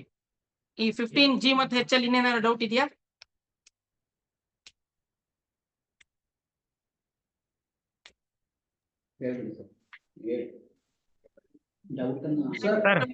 ಕೆಳಗಡೆ ಹಲೋ, ಹಾ. ನಮಸ್ತೆ, ವಿನಯ್ ಅಂತ ಹೇಳಿ ವೀರಶೈವ ಬ್ಯಾಂಕ್ ಇಂದ ತುಮಕೂರು. ಸರ್ ಇದು ಮುಂಚೆ ನಾವು ಇನ್ಕಮ್ ಪ್ರಿಫರ್ ಮಾಡ್ತಿದ್ವಿ, ಇವಾಗ 15G ತಗೋಬೇಕಾದ್ರೆ ನಮ್ಮಲ್ಲಿ ಲಿಮಿಟ್ ಮಾಡಿದ್ರು ಸರ್. ಇವಾಗ ಇಂಟ್ರೆಸ್ಟ್ ಅಪ್ ಟು 3 lakhs ತನಕ ಎಕ್ಸೆಂಪ್ಷನ್ ಕೊಡ್ಬೋದು, ಆಮೇಲೆ ಟ್ಯಾಕ್ಸ್ ಹಿಡಿಲೇಬೇಕು ಅಂತ. ಈಗ 121ಗೆ ಅದು limit, income from interest limit ಇರಲ್ವಾ ಸರ್? ಅದು ಲಿಮಿಟ್ ಇರುತ್ತೆ, ಖಂಡಿತವಾಗ್ಲೂ ಇರುತ್ತೆ. ಆ ಲಿಮಿಟ್ ಎಷ್ಟು ಸರ್? ನಾವು ಎಷ್ಟು ತನಕ ಎಕ್ಸೆಂಪ್ಷನ್ ಕೊಡಬಹುದು? ನೋಡಿ, estimated income for which declaration is made, estimated total income of the tax year or declarant, aggregate amount of income for which declaration is made during the tax year ಅಂತೆಲ್ಲ ಇದ್ರಲ್ಲಿದೆ form 22 ನಲ್ಲಿ. ಇಲ್ಲೆಲ್ಲ ಯಾಕೆ ಅಂದ್ರೆ ಅವರು ಇಲ್ಲೇ ಇದೆ ನೋಡಿ. ನಮ್ಗೆ 121 ಹೇಳಿ. ಕೊಡೋರು ಬೇರೆ ಕಡೆನೂ FD, ಬೇರೆ ಬ್ಯಾಂಕ್ಗಳಲ್ಲೂ FD ಇಟ್ಟಿರ್ತಾರೆ, ಅದ್ರ ನಮ್ದು ಬಗ್ಗೆ ಟ್ಯಾಕ್ಸ್ ಬರಲ್ಲ ಅಂತ ಕೊಡ್ತಾರೆ. ಅವ್ರು ಡಿಕ್ಲರೇಷನ್ ಕೊಟ್ಬಿಡ್ತಾರೆ, Okay. Nature of income, estimated income for which ಇದನ್ನ ಮಾಡ್ತಾರೆ. ನೋಡಿ, tax acknowledgement number, return of income ಇವೆಲ್ಲ ಇರತ್ತಲ್ಲ, ಇದೆಲ್ಲ ಅದನ್ನು Okay. ನೋಡ್ಕೊಂಡು ಅವ್ರು ಕೊಡ್ತಾರೆ. ನೀವು ಬೇರೆ ಬ್ಯಾಂಕ್ ಅಲ್ಲಿ ಅವ್ರದ್ದು ಎಷ್ಟು ಇಂಟ್ರೆಸ್ಟ್ ಇದೆ ಅವ್ರು ಏನ್ ಡಿಕ್ಲೇರ್ ಮಾಡ್ತಾರೆ ಅಷ್ಟೇ ನಿಮ್ಗೆ ಇಂಪಾರ್ಟೆನ್ಸ್. ಅವ್ರು Okay, ತಪ್ಪಾಗಿ okay sir. ಮಾಡಿದ್ರೆ ನಿಮ್ ತಲೆನೋವಲ್ಲ ಅದು. ಹೌದು ಸರ್, ಹೌದು. ನೋಡಿ, in this declaration found to be false, I shall be liable to prosecution penalty ಅಂತ ಅವನು ಹೇಳ್ತಾನೆ. ಯಾರು ಫಾರ್ಮ್ ಸೈನ್ ಆಗ್ತಾನಲ್ಲ ಡಿಕ್ಲರೆಂಟ್, ಅವನು. ಓಕೆ, ಬ್ಯಾಂಕ್ಗೂ ಸಂಬಂಧ ಇಲ್ಲ. Okay, thank you sir, clarity ಸಿಕ್ತು. ಈಗ ಮುಖ್ಯವಾಗಿ ಇನ್ನೊಂದು ನಾವು ನೋಡ್ಬೇಕು ಅಂತಂದ್ರೆ, ನೋಡಿ ನಿಮ್ಗೆ ನಾನು ಇದಕ್ಕಿಂತ ಮುಂಚೆ ಇವೆಲ್ಲ ಎಕ್ಸ್ಪ್ಲೈನ್ ಮಾಡೋದಕ್ಕಿಂತ ಮುಂಚೆ ಇನ್ನೊಂದು ವಿಚಾರನ ಹೇಳ್ಬೇಕಾಗತ್ತೆ. ಯಾವ್ದದು ವಿಚಾರ ಅಂತಂದ್ರೆ, ಒಂದ್ ನಿಮಿಷ ಇನ್ನೊಂದು ಶೇರ್ ಮಾಡ್ತಾ ಇದ್ದೀನಿ.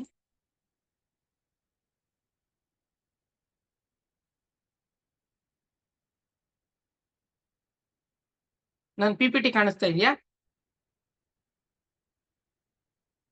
ಕಾಣ್ತಾ ಇದೆ. ಹಾ ಸರ್. ನೋಡಿ, ಇದು ಹಳೇದು. ಈ ಕಡೆ ಬಲಗಡೆ ಇರುವಂತದ್ದು ಹಳೇದು, ಎಡಗಡೆ ಇರುವಂತದ್ದು ಹಳೇದು, ಬಲಗಡೆ ಇರುವಂತದ್ದು FY 25-26 ಏನೇ ಟ್ಯಾಕ್ಸ್ ಇಯರ್ 26-27ಗೂ ಅಪ್ಲೈ ಆಗತ್ತೆ. ಹೋದ ವರ್ಷಕ್ಕೆ ಈ ವರ್ಷಕ್ಕೆ ಎರಡುವೆ ಈ ಬಲಗಡೆ ಇರುವಂತದ್ದು ಅಪ್ ಟು 4 lakhs ಅನ್ನೋದು ಆಗತ್ತೆ. ಈಗ ಹೇಗೆ ನಮ್ಮ ಸ್ನೇಹಿತರೊಬ್ರು ಪ್ರಶ್ನೆಯನ್ನ ಕೇಳಿದ್ರು, 3 ಲಕ್ಷ ತನಕ ಮಾಡ್ಬೇಕಾಗಿಲ್ಲ ಅಂತ. ಆ 3 ಲಕ್ಷದ್ದು ಹೋದ ವರ್ಷ ಮತ್ತೆ ಈ ವರ್ಷಕ್ಕೆ 4 ಲಕ್ಷ ಆಗಿದೆ. ಅದು 3 ಲಕ್ಷ ಅಂತ ನೀವೇನ್ ರೆಫರ್ ಮಾಡಿದ್ರಲ್ಲ, that has become 4 lakhs for the financial year 25-26 onwards.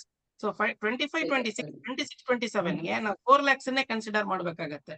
Up to 4 lakh 0, 4 to 8 5%, 8 to 12 10%, 12 to 16 16 to 20 20%, 20 to 24 20%, 25% ಅದು 25%, and about 24 lakhs 30% ಅಂತ ಆಗತ್ತೆ. ಇಲ್ಲಿ ನೋಡಿ, ಇಲ್ಲಿ ಕ್ಲಿಯರ್ ಆಗಿ ನಿಮ್ಗೆ ಗೊತ್ತಾಗತ್ತೆ. Income tax new option up to 4 lakhs ತನಕ 0, 4 to 8 ತನಕ 5%, 8 to 12 ತನಕ 10%, 12 to 20 ತನಕ 20, 20 to 24 25%, more than 20 lakhs 24 lakhs 30%. ಈ ಕಡೆ ಓಲ್ಡ್ ರೆಜಿಮ್ ಅಂತ ಇರೋದು, ಓಲ್ಡ್ ಆಪ್ಷನ್ ಅಂತ ಇರೋದು ನಿಮಗೆ ಅಪ್ ಟು 2.5 lakhs ತನಕ ಮಾತ್ರ 0. ಯಾರು ಓಲ್ಡ್ ರೆಜಿಮು ನ್ಯೂ ರೆಜಿಮು ಸೆಲೆಕ್ಟ್ ಮಾಡ್ತಾರೆ ಅದರಲ್ಲಿ. ಸೊ ಅವ್ರು ಯಾವ ರೆಜಿಮ್ ಸೆಲೆಕ್ಟ್ ಮಾಡ್ತಾರೆ ಅನ್ನುವಂಥದ್ದು ಬಹಳ ಮುಖ್ಯ. ಅವರು ನ್ಯೂ ರೆಜಿಮ್ ಸೆಲೆಕ್ಟ್ ಮಾಡ್ತಾರೋ ಓಲ್ಡ್ ರೆಜಿಮ್ ಸೆಲೆಕ್ಟ್ ಮಾಡ್ತಾರೋ ಅನ್ನೋದ್ರ ಮೇಲೆ ನಾವು ತಗೋಬೇಕಾಗತ್ತೆ. ಈಗ ಫಾರ್ಮ್ 15G ಮತ್ತೆ ಹೆಚ್ಚನ್ನ ನಾವು 12 lakhs ತಗೋಬೇಕಾ 4 lakhs ತಗೋಬೇಕಾ ಅಂತ ನೀವು ಪ್ರಶ್ನೆ ಕೇಳಿದ್ರೆ 4 lakhs ತನಕ ತಗೋಬೇಕಾಗತ್ತೆ. ಯಾತಕ್ಕೆ ಅಂತಂದ್ರೆ ಅವ್ರಿಗೆ ಯಾವ್ಯಾವ ಮೂಲದ ಆದಾಯ ಇದೆ ಅಂತ ನಮಗ್ ಗೊತ್ತಿರಲ್ಲ. ಸೆಕೆಂಡ್ಲಿ ಅವ್ರು ನ್ಯೂ ರೆಜಿಮ್ ಸೆಲೆಕ್ಟ್ ಮಾಡ್ತಾರ ಓಲ್ಡ್ ರೆಜಿಮ್ ಸೆಲೆಕ್ಟ್ ಮಾಡ್ತಾರ ನಮಗ್ ಗೊತ್ತಿರೋದಿಲ್ಲ. ಸೊ ನೀವು ಫಾರ್ಮ್ 15G ಮತ್ತೆ ಹೆಚ್ಚನ್ನ ಅಥವಾ ನ್ಯೂ ಫಾರ್ಮ್ 21-22 ನೀವು ಅವರ ಆದಾಯ ವಾರ್ಷಿಕವಾಗಿ 4 ಲಕ್ಷಕ್ಕಿಂತ ಕಮ್ಮಿ ಇದ್ರೆ ಮಾತ್ರ ತಗೋಬೇಕು. 4 ಲಕ್ಷಕ್ಕಿಂತ ಜಾಸ್ತಿ ಇದ್ರೆ ತಗೊಳ್ಳೋದು ಸೂಕ್ತ ಅಥವಾ ಉತ್ತಮ ಅಲ್ಲ. ಯಾಕೆ ಅಂತಂದ್ರೆ 4 ಲಕ್ಷ ತನಕ ಮಾತ್ರ ಟ್ಯಾಕ್ಸ್ ಇಸ್ 0, ಮೋರ್ ದೆನ್ ಬೇಕು ಅಂದ್ರೆ lakhs tax is there, but rebate ಮುಖಾಂತರ ಅವ್ರಿಗೆ ಟ್ಯಾಕ್ಸ್ ಬೆನಿಫಿಟ್ ಸಿಗುತ್ತೆ. ರಿಬೇಟ್ ಮುಖಾಂತರ ಟ್ಯಾಕ್ಸ್ ಬೆನಿಫಿಟ್ ಸಿಗುತ್ತೆ. ಅರ್ಥ ಆಯ್ತಲ್ಲ? ಹಲೋ ಸರ್, ನಮಸ್ಕಾರ. ನಮಸ್ಕಾರ, ಪ್ರಸನ್ನ ಅವ್ರು ಹೇಳಿ. ಪ್ರಸನ್ನ ಅಂತ ಹೇಳಿ ವೀರೇಶ್ವರ ಬ್ಯಾಂಕ್ ಇಂದ ಮ್ಯಾನೇಜರ್ ಸರ್. ಅದೇ ಫಾರ್ಮ್ 121 ಫಾರ್ಮ್ ಅಲ್ಲಿ ಅಲ್ಲಿ 14 ಕಾಲಮ್ ಇದೆಯಲ್ಲ sir, details of ITR filed for previous 2 tax years ಅಂತ ಐತಲ್ಲ, ಅದ್ರಲ್ಲಿ ಕಂಪಲ್ಸರಿ ನಾವು ಅದು tax year acknowledgement number feed ಮಾಡಿಸ್ಕೋಬೇಕಾ ಅಥವಾ ಏನಾಗಿರುತ್ತೆ ಅಂದ್ರೆ 15GH ಕೊಟ್ಟಿರೋ ಕೆಲವು ರಿಟರ್ನ್ಸ್ ಮಾಡಿರಲ್ಲ. ಸೊ ಈಗ ಅದಕ್ಕೆ ನಾವು ಅದು ಕಂಪಲ್ಸರಿ ತಗೊಳ್ಳೇಬೇಕಾ? ಅವ್ರು ಇಲ್ಲ ಅಂತಂದ್ರೆ ನಾವ್ ಈಗ ಏನ್ ಮಾಡ್ಬೇಕು ಅದನ್ನ? ಇಲ್ಲ ಅಂದ್ರೆ ನಿಲ್ ಅಂತ ಮಾಡಿಸ್ಕೊಂಬಿಡಿ.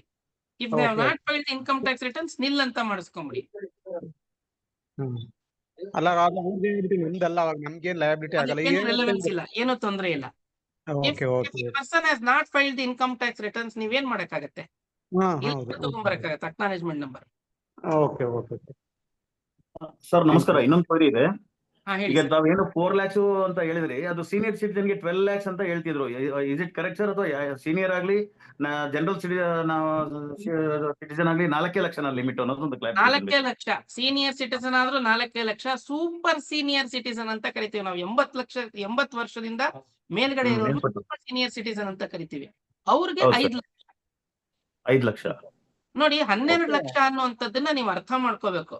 ಯಾವುದೇ ಒಬ್ಬ ವ್ಯಕ್ತಿಯ ವಾರ್ಷಿಕ ಆದಾಯ 10 ಲಕ್ಷ ಇದೆ ಅಂತ ಅನ್ಕೊಳ್ಳೋಣ. ಅವಾಗ ಅವ್ರಿಗೆ ಇನ್ಕಮ್ ಟ್ಯಾಕ್ಸ್ ಇಂದ ಯಾವುದೇ ರೀತಿಯಾದಂತಹ ಟ್ಯಾಕ್ಸ್ ಬರೋದಿಲ್ಲ, ಕ್ಯಾಲ್ಕುಲೇಟ್ ಆಗುತ್ತೆ. ಆದ್ರೆ ಅವ್ರಿಗೆ ಟ್ಯಾಕ್ಸ್ ಇದು ಬರುತ್ತೆ, ಏನೋ ಡಿಸ್ಕೌಂಟ್ ಸಿಗುತ್ತೆ, ರಿಬೇಟ್ ಅನ್ನುವಂಥದ್ದು ಸಿಗುತ್ತೆ. ಒಂದ್ ನಿಮಿಷ.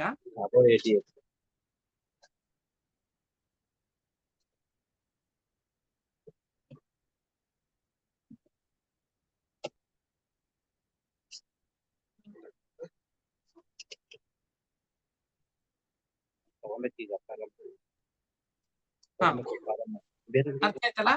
ಸೊ 10 ಲಕ್ಷ ರೂಪಾಯಿ ಇದೆ ಅಂತಂದ್ರೆ 4 ಲಕ್ಷ ರೂಪಾಯಿ ತನಕ ಯಾವುದೇ ಟ್ಯಾಕ್ಸ್ ಇಲ್ಲ. ಇನ್ನ 6 ಲಕ್ಷ ರೂಪಾಯಿ ಏನಿದೆಯಲ್ಲ, ಆ 6 ಲಕ್ಷ ರೂಪಾಯಿಗೆ ಸುಮಾರು 50,000 ರೂಪಾಯಿ ತನಕ ಟ್ಯಾಕ್ಸ್ ಬರುತ್ತೆ. ಆ 50,000 ರೂಪಾಯಿ ಟ್ಯಾಕ್ಸ್ ಬಂದ್ರೆ -50,000 ಅಂತ ಟ್ಯಾಕ್ಸ್ ಡಿಸ್ಕೌಂಟ್ ಸಿಕ್ಕಿ ಅವ್ರ ಟ್ಯಾಕ್ಸ್ ಪೇಯಬಲ್ 0 ಆಗತ್ತೆ. Okay sir. ಆಯ್ತಾ? ಆದ್ರೆ ಬೇಸಿಕ್ ಎಕ್ಸಂಪ್ಷನ್ ಲಿಮಿಟ್ ಅನ್ನುವಂಥದ್ದು 4 ಲಕ್ಷ. Okay okay sir, thank you sir, ಅರ್ಥ ಆಯ್ತು. Thank you. Next. Hello sir, ನಾವೀಗ ಒಟ್ಟಿನಲ್ಲಿ ನಮ್ ಬ್ಯಾಂಕ್ ಅಲ್ಲಿ 4 ಲಕ್ಷ ಇಂಟ್ರೆಸ್ಟ್ ಕೊಡ್ತಿದೀವ ಅನ್ನೋ ಚೆಕ್ ಮಾಡ್ಕೋಬೇಕು. 4 ಲಕ್ಷ ಒಳಗಿತ್ತು ಅಂತಂದ್ರೆ 15GH ಎಲಿಜಿಬಲ್ ಬರುತ್ತೆ ಅಂತ ತಗೊಂಡ್ರಾಯ್ತು. 121 ಅಷ್ಟೇ ಕಸ್ಟಮರ್. ಕರೆಕ್ಟ್ ಆಗಿ ಹೇಳಿದ್ರಿ ಸರ್, ಕರೆಕ್ಟ್ ಆಗಿ ಹೇಳಿದ್ರಿ. ಸರ್ ನಮ್ ಬ್ಯಾಂಕ್ ಅಲ್ಲ ಸರ್, ಬೇರೆ ಬ್ಯಾಂಕ್ ಅಲ್ಲಿ ಕೊಟ್ಟಿದ್ರೆ ಅಂದ್ರೆ ಅದನ್ನು ತಗೋಬೇಕಾಗತ್ತಲ್ಲ ಸರ್? ಆಕ್ಚುಲಿ ಅವ್ರು ಡಿಕ್ಲೇರ್ ಮಾಡ್ತಾರೆ, ತಗೋಬೇಕಾಗತ್ತೆ. ಇಲ್ಲಾಂದ್ರೆ ನಿಮ್ಗೆ ಹೇಗೆ ಗೊತ್ತಾಗತ್ತೆ? ನಿಮ್ಗೆ ಏನಾದ್ರು ದಿವ್ಯ ದೃಷ್ಟಿ ಇದೆಯಾ? ಇಲ್ಲ ಸರ್, ಅವ್ರು ಹೇಳಿದ್ರು ನಮ್ ಬ್ಯಾಂಕ್ ಮಾತ್ರ ಅಂತ, ಅದಕ್ಕೆ ಹೇಳಿದೆ. ನಮ್ ಬ್ಯಾಂಕ್ ಮಾತ್ರ ಅಂದ್ರೆ ಅವ್ರು ಬೇರೆ ಬ್ಯಾಂಕ್ ಆದ್ರೆ ಅವ್ರು ಡಿಕ್ಲೇರ್ ಮಾಡಿರ್ಬೇಕು. ಯಾರು ಅಕೌಂಟ್ ಹೋಲ್ಡರ್ ಇರ್ತಾರಲ್ಲ, ಅಕೌಂಟ್ ಹೋಲ್ಡರ್ ಡಿಕ್ಲೇರ್ ಮಾಡಿ ನನಗೆ ಬೇರೆ ಬ್ಯಾಂಕ್ ಇಂದನೂ ಇಷ್ಟು ಇಂಟ್ರೆಸ್ಟ್ ಬರ್ತಿದೆ ಅಂತ ಡಿಕ್ಲೇರ್ ಮಾಡಿದ್ರೆ ನಿಮಗ್ ಗೊತ್ತಾಗತ್ತೆ. ಹೌದು ಸರ್. ಮಾಡ್ಲಿಲ್ಲ ಅಂತಂದ್ರೆ ಹೇಗೆ ಗೊತ್ತಾಗತ್ತೆ? ಮಾಡ್ಲಿಲ್ಲ ಅಂದ್ರೆ 4 lakhs ಆಬ್ವಿಯಸ್ಲಿ ನೀವು ಇವಾಗ ಹೇಳಿದ ಲಿಮಿಟ್ 4 lakhs ತಗೊಳ್ತೀವಿ. ಬೇರೆ ಬ್ಯಾಂಕ್ ಸೇರಿದಾಗ ನಮ್ ಬ್ಯಾಂಕ್ ಇಂಟ್ರೆಸ್ಟ್ ಆ ಬ್ಯಾಂಕ್ ಇಂಟ್ರೆಸ್ಟ್ ಎರಡು ಸೇರಿ 4 lakhs ಕ್ರಾಸ್ ಆಗ್ಬಾರ್ದಲ್ವಾ ಅಂತ ನನ್ ಕ್ಲಾರಿಟಿ. ಹೌದು ಹೌದು, 100% ಹೌದು. ಆದ್ರೆ ನಿಮಗ್ ಗೊತ್ತಾಯ್ತು ಅಂತಂದ್ರೆ ಬಹಳ ಸಂತೋಷ. ಹಾಗೆ ಮಾಡ್ಬೇಕು. ಗೊತ್ತಾಗ್ಲಿಲ್ಲ ನಿಮ್ಗೆ ಏನ್ ಗೋಚರವಾಗಿದೆ ಅದನ್ನೇನ್ ಮಾಡಬಹುದು. ಹೌದು ಸರ್, ಹೌದು ಸರ್. ಓಕೆ, ಅದೇ ಎಕ್ಸಾಕ್ಟ್ಲಿ ರೈಟ್. ನೆಕ್ಸ್ಟ್.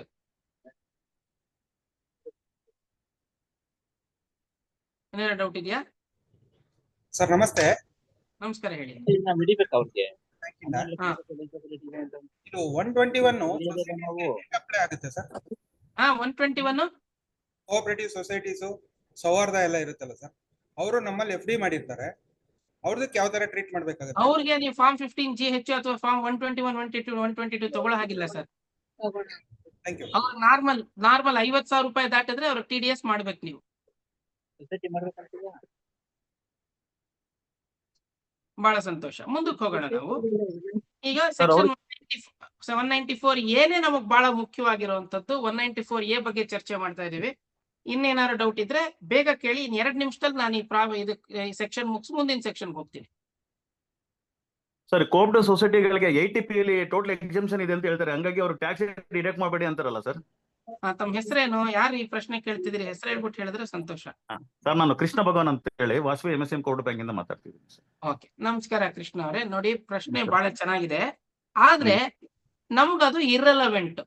ಯಾರಿಗೆ? ನಮ್ಗೆ ಅಂತಂದ್ರೆ ಯಾರಿಗೆ? ನಿಮ್ಮೆಲ್ರಿಗೂ, ಎಲ್ಲಾ ಕೋಆಪರೇಟಿವ್ ಬ್ಯಾಂಕ್ ಗಳಿಗೂ ಸೊಸೈಟಿಗೆ 80P ನಲ್ಲಿ ಎಕ್ಸಂಪ್ಷನ್ ಇದೆ ಅನ್ನುವಂಥದ್ದು for the purpose of 194A or 393 TDS on interest is irrelevant. ನಮ್ಗದು ಮುಖ್ಯ ಅಲ್ಲ.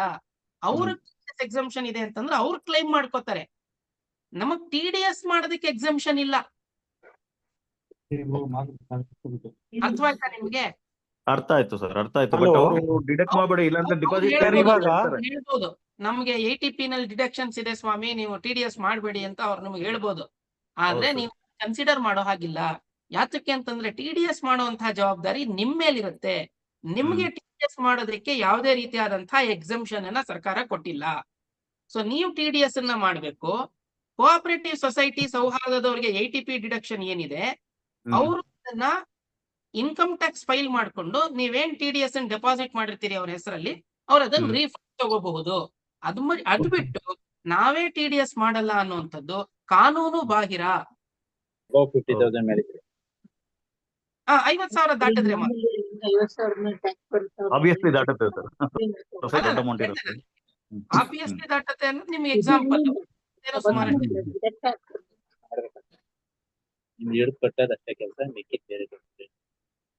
ಅರ್ಥ ಆಯ್ತಲ್ಲ? ಹಲೋ ಸರ್, ಹಾ.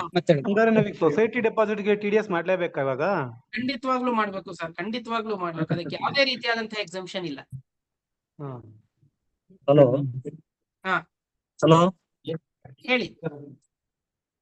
ಸರ್, ಹಲೋ ಹೌದು ಹೇಳಿ ಸರ್, ಕೇಳಿಸ್ಕೊತಾ ಇದೀವಿ, ಹೇಳಿ. Sir, Mandya central court bank ಇಂದ ಹಾ. ಸರ್, ನಮ್ಮಲ್ಲಿ ಒಂದು ಕರ್ನಾಟಕ ಸಂಘ ಅಂತ ಒಂದು ಇದೆ, ಅಕೌಂಟ್ ಇದೆ, ಡೆಪಾಸಿಟ್ ಮಾಡಿದ್ದಾರೆ. ಅವರು ನಮ್ಗೆ TDS ಬರಲ್ಲ ಅಂತ ಹೇಳಿ ಫಾರಂ ನಂಬರ್ 10AC ಅಂತ ಹೇಳಿ ಕೊಟ್ಟಿದ್ದಾರೆ, ನಮ್ಮ TDS ಮಾಡಬೇಡಿ ಅಂತ. ಅವ್ರದ್ದು ಅಮೌಂಟ್, ಇಂಟ್ರೆಸ್ಟ್ ಅಮೌಂಟ್ ಬಂದು 1 ಲಕ್ಷ 1.5 ಲಕ್ಷ ಕ್ರಾಸ್ ಆಗತ್ತೆ. ಮಾಡ್ಬೇಕಾ ಮಾಡಬಾರ್ದಾ ಸರ್ ಇದು? ಮಾಡ್ಲೇಬೇಕು ಸರ್. ಅವ್ರ ಹತ್ರ ಎಲ್ಲ ಸುಮ್ನೆ ಒಂದ್ ಲೆಟರ್ ಕೊಟ್ಬಿಟ್ರೆ ಆಗಲ್ಲ ಸರ್ ಆತರ. ಹಾ, ಇಲ್ಲಿ ಡಿಪಾರ್ಟ್ಮೆಂಟ್ ಅದೇ ಫಾರಂ ನಂಬರ್ 10AC ಅಂತ ಹೇಳಿ ಕೊಟ್ಟಿದ್ದಾರೆ. ಬೇರೆ ಸರ್, ಫಾರ್ಮ್ ನಂಬರ್ 10AC ಅನ್ನುವಂಥದ್ದು ಅವ್ರಿಗೆ ಇನ್ಕಮ್ ಸಪ್ಲೈ ಆಗೋಲ್ಲ ಅಂತ, ಆದ್ರೆ ನೀವು ಮಾಡಬಾರ್ದು ಅಂತಲ್ಲ. ಇನ್ನೊಂದ್ಸಲ ರಿಪೀಟ್ ಮಾಡಿ ಸರ್. ಫಾರ್ಮ್ 10AC ಅನ್ನುವಂಥದ್ದು ಚಾರಿಟಬಲ್ ಸಂಸ್ಥೆಗಳಿಗೆ, ಚಾರಿಟಬಲ್ ಇನ್ಸ್ಟಿಟ್ಯೂಷನ್ಗಳಿಗೆ, ಸಂಘ ಸಂಸ್ಥೆಗಳಿಗೆ TDS ಅನ್ವಯ ಆಗಲ್ಲ ಅಂತಲ್ಲ, ಇನ್ಕಮ್ ಟ್ಯಾಕ್ಸ್ ಅನ್ವಯ ಆಗಲ್ಲ ಅಂತ. ನೀವು TDS ಮಾಡೋದನ್ನ ಮಾಡ್ಲೇಬೇಕು. ಅವ್ರು ಇನ್ಕಮ್ ಟ್ಯಾಕ್ಸ್ ರಿಟರ್ನ್ಸ್ ಫೈಲ್ ಮಾಡ್ಕೊಂಡು ನೀವೇನ್ TDS ಮಾಡ್ತೀರಿ ಅದನ್ನ ರೀಫಂಡ್ ತಗೋತಾರೆ. ಅವ್ರು ನಾವ್ ಮಾಡೋದ್ ಮಾಡಿ ಅವ್ರು ಕ್ಲೈಮ್ ಮಾಡ್ಕೋಬೇಕು. ಹೌದು. ಅದಕ್ಕೆ ಒಂದ್ ಲೆಟರ್ ಕೊಟ್ಟಿದ್ರು, ಅದನ್ನ ಒಂದು ಕೊಟ್ಟಿದ್ರು, ಅದಕ್ಕೆ ಕೇಳಿದ್ವಿ ಸರ್. ನಾವು TDS ಮಾಡ್ತಾ ಇರ್ಲಿಲ್ಲ, ಲಾಸ್ಟ್ ಇಯರ್ ಮಾಡಿಲ್ಲ, ಅದಕ್ಕೋಸ್ಕರ. ನಿಮ್ಮ ಆಡಿಟ್ರು ಅದನ್ನ ಅಬ್ಜೆಕ್ಷನ್ ಮಾಡ್ಲಿಲ್ವಾ? ಮಾಡಿದ್ರು, ಬಟ್ ಅಮೌಂಟ್ ಯೂಸ್ ಅಮೌಂಟ್ ಇದೆ, ಇದು ವಿಡ್ರಾ ಮಾಡ್ಬಿಡ್ತೀವಿ ಅಂದ್ಬಿಟ್ಟು ಬೋರ್ಡ್ಗೆಲ್ಲ ಎಲ್ಲ ಸಭೆ ತಂದು ಇದ್ ಮಾಡ್ರು ಸರ್. ನಮ್ಗೆ ಇನ್ಕಮ್ ಟ್ಯಾಕ್ಸ್ ಇಂದಾನೆ. ನಿಮ್ದೇ ಬ್ಯಾಂಕ್ ಅಂತಲ್ಲ, ಯಾವ ಬ್ಯಾಂಕ್ ಅಲ್ಲಾದ್ರೂ ಮಾಡ್ಲೇಬೇಕು. ಸೊ ಅವ್ರು ಎಲ್ಲಿಗೆ ಹೋದ್ರು TDS ಆಗೇ ಆಗತ್ತೆ ಅಂತನ್ನೋದನ್ನ ನೀವು ಅವ್ರಿಗೆ ಎಜುಕೇಟ್ ಮಾಡ್ಬೇಕು. ಇಲ್ಲ sir, Mandya district central cooperative bank sir, ಮಂಡ್ಯದಲ್ಲೂ ಸುಧಾ ಅವ್ರದ್ದು FD ಇದೆ. ಸೊ ಅಲ್ಲೂ ಮಾಡ್ತಾರೆ ಸರ್, ಅಲ್ಲೂ ಸುಧಾ ಇದೇ ಆರ್ಡರ್ ಕೊಟ್ಬಿಟ್ಟು ಮಾಡಿಸ್ತಾ ಇಲ್ಲ. ಬೇಕಾದಷ್ಟು ಕಡೆ ನಾನು ಇದ್ರ ಬಗ್ಗೆ ಚರ್ಚೆ ಮಾಡಿದೀನಿ, ಆದ್ರೆ ಅದು ನಾನ್ ಕಂಪ್ಲೇನ್ಸ್ ಆಗತ್ತೆ. ನಿಮಗೆ ನಾನ್ ಕಂಪ್ಲೇನ್ಸ್ ಓಕೆ, ಡೆಪಾಸಿಟ್ ಇಂಪಾರ್ಟೆಂಟ್, ನಂಗೆ ನಾನ್ ಕಂಪ್ಲೇನ್ಸ್ ಏನ್ ತೊಂದ್ರೆ ಇಲ್ಲ ಅಂತಂದ್ರೆ ನೀವ್ ಹಂಗೆ ಮಾಡ್ಬೋದು. ನಾಳೆ ದಿನ ನಮ್ಗೆ ಇನ್ಕಮ್ ಟ್ಯಾಕ್ಸ್ ಲೆಟರ್ ಬಂದು ನಾವು ಮಾಡ್ಬೇಕು ಸರ್. ಸೊ ನೀವ್ ನಿರ್ಧಾರ ಮಾಡಿ ನಿಮ್ಗೆ ಯಾವ್ದು ಮುಖ್ಯ ಅಂತ. ನಂಗೆ ಡೆಪಾಸಿಟ್ ಮುಖ್ಯ ಅಂತಂದ್ರೆ TDS ಮಾಡ್ಬೇಡಿ. ಇಲ್ಲ ನನ್ ಕಂಪ್ಲೇಂಟ್ಸ್ ಮಾಡೋದು ಮುಖ್ಯ ಅಂತಂದ್ರೆ ಅವ್ರಿಗೆ ಎಜುಕೇಟ್ ಮಾಡಿ, ಇಲ್ಲ ಸ್ವಾಮಿ ನೀವು ಯಾವ್ದೇ ಬ್ಯಾಂಕ್ ಹೋದ್ರು ಇದ್ ಮಾಡ್ಲೇಬೇಕು ಕಾನೂನು ರೀತಿಯಾಗಿ ಅನ್ನೋದನ್ನ ಅವ್ರಿಗೆ ನೀವು ಹೇಳಿ. Okay sir, thank you sir. Sir, ಇನ್ನೊಂದು ಇನ್ಫಾರ್ಮೇಶನ್. ಹಲೋ, ಫಾರ್ಮ್ 121 122 ತಗೋಬಹುದಾ ಅಂದ್ರೆ ಇಲ್ಲ. ಯಾಕಂದ್ರೆ ಕ್ಲಿಯರ್ ಆಗಿ ಹೇಳಿದೀನಿ ಸ್ವಾಮಿ, ಗಮನ ಇಟ್ಟು ನೋಡ್ಕೊಳ್ಳಿ, ಕ್ಲಿಯರ್ ಆಗಿ ಹೇಳಿದೀನಿ. an individual being a resident, individual is not HUF.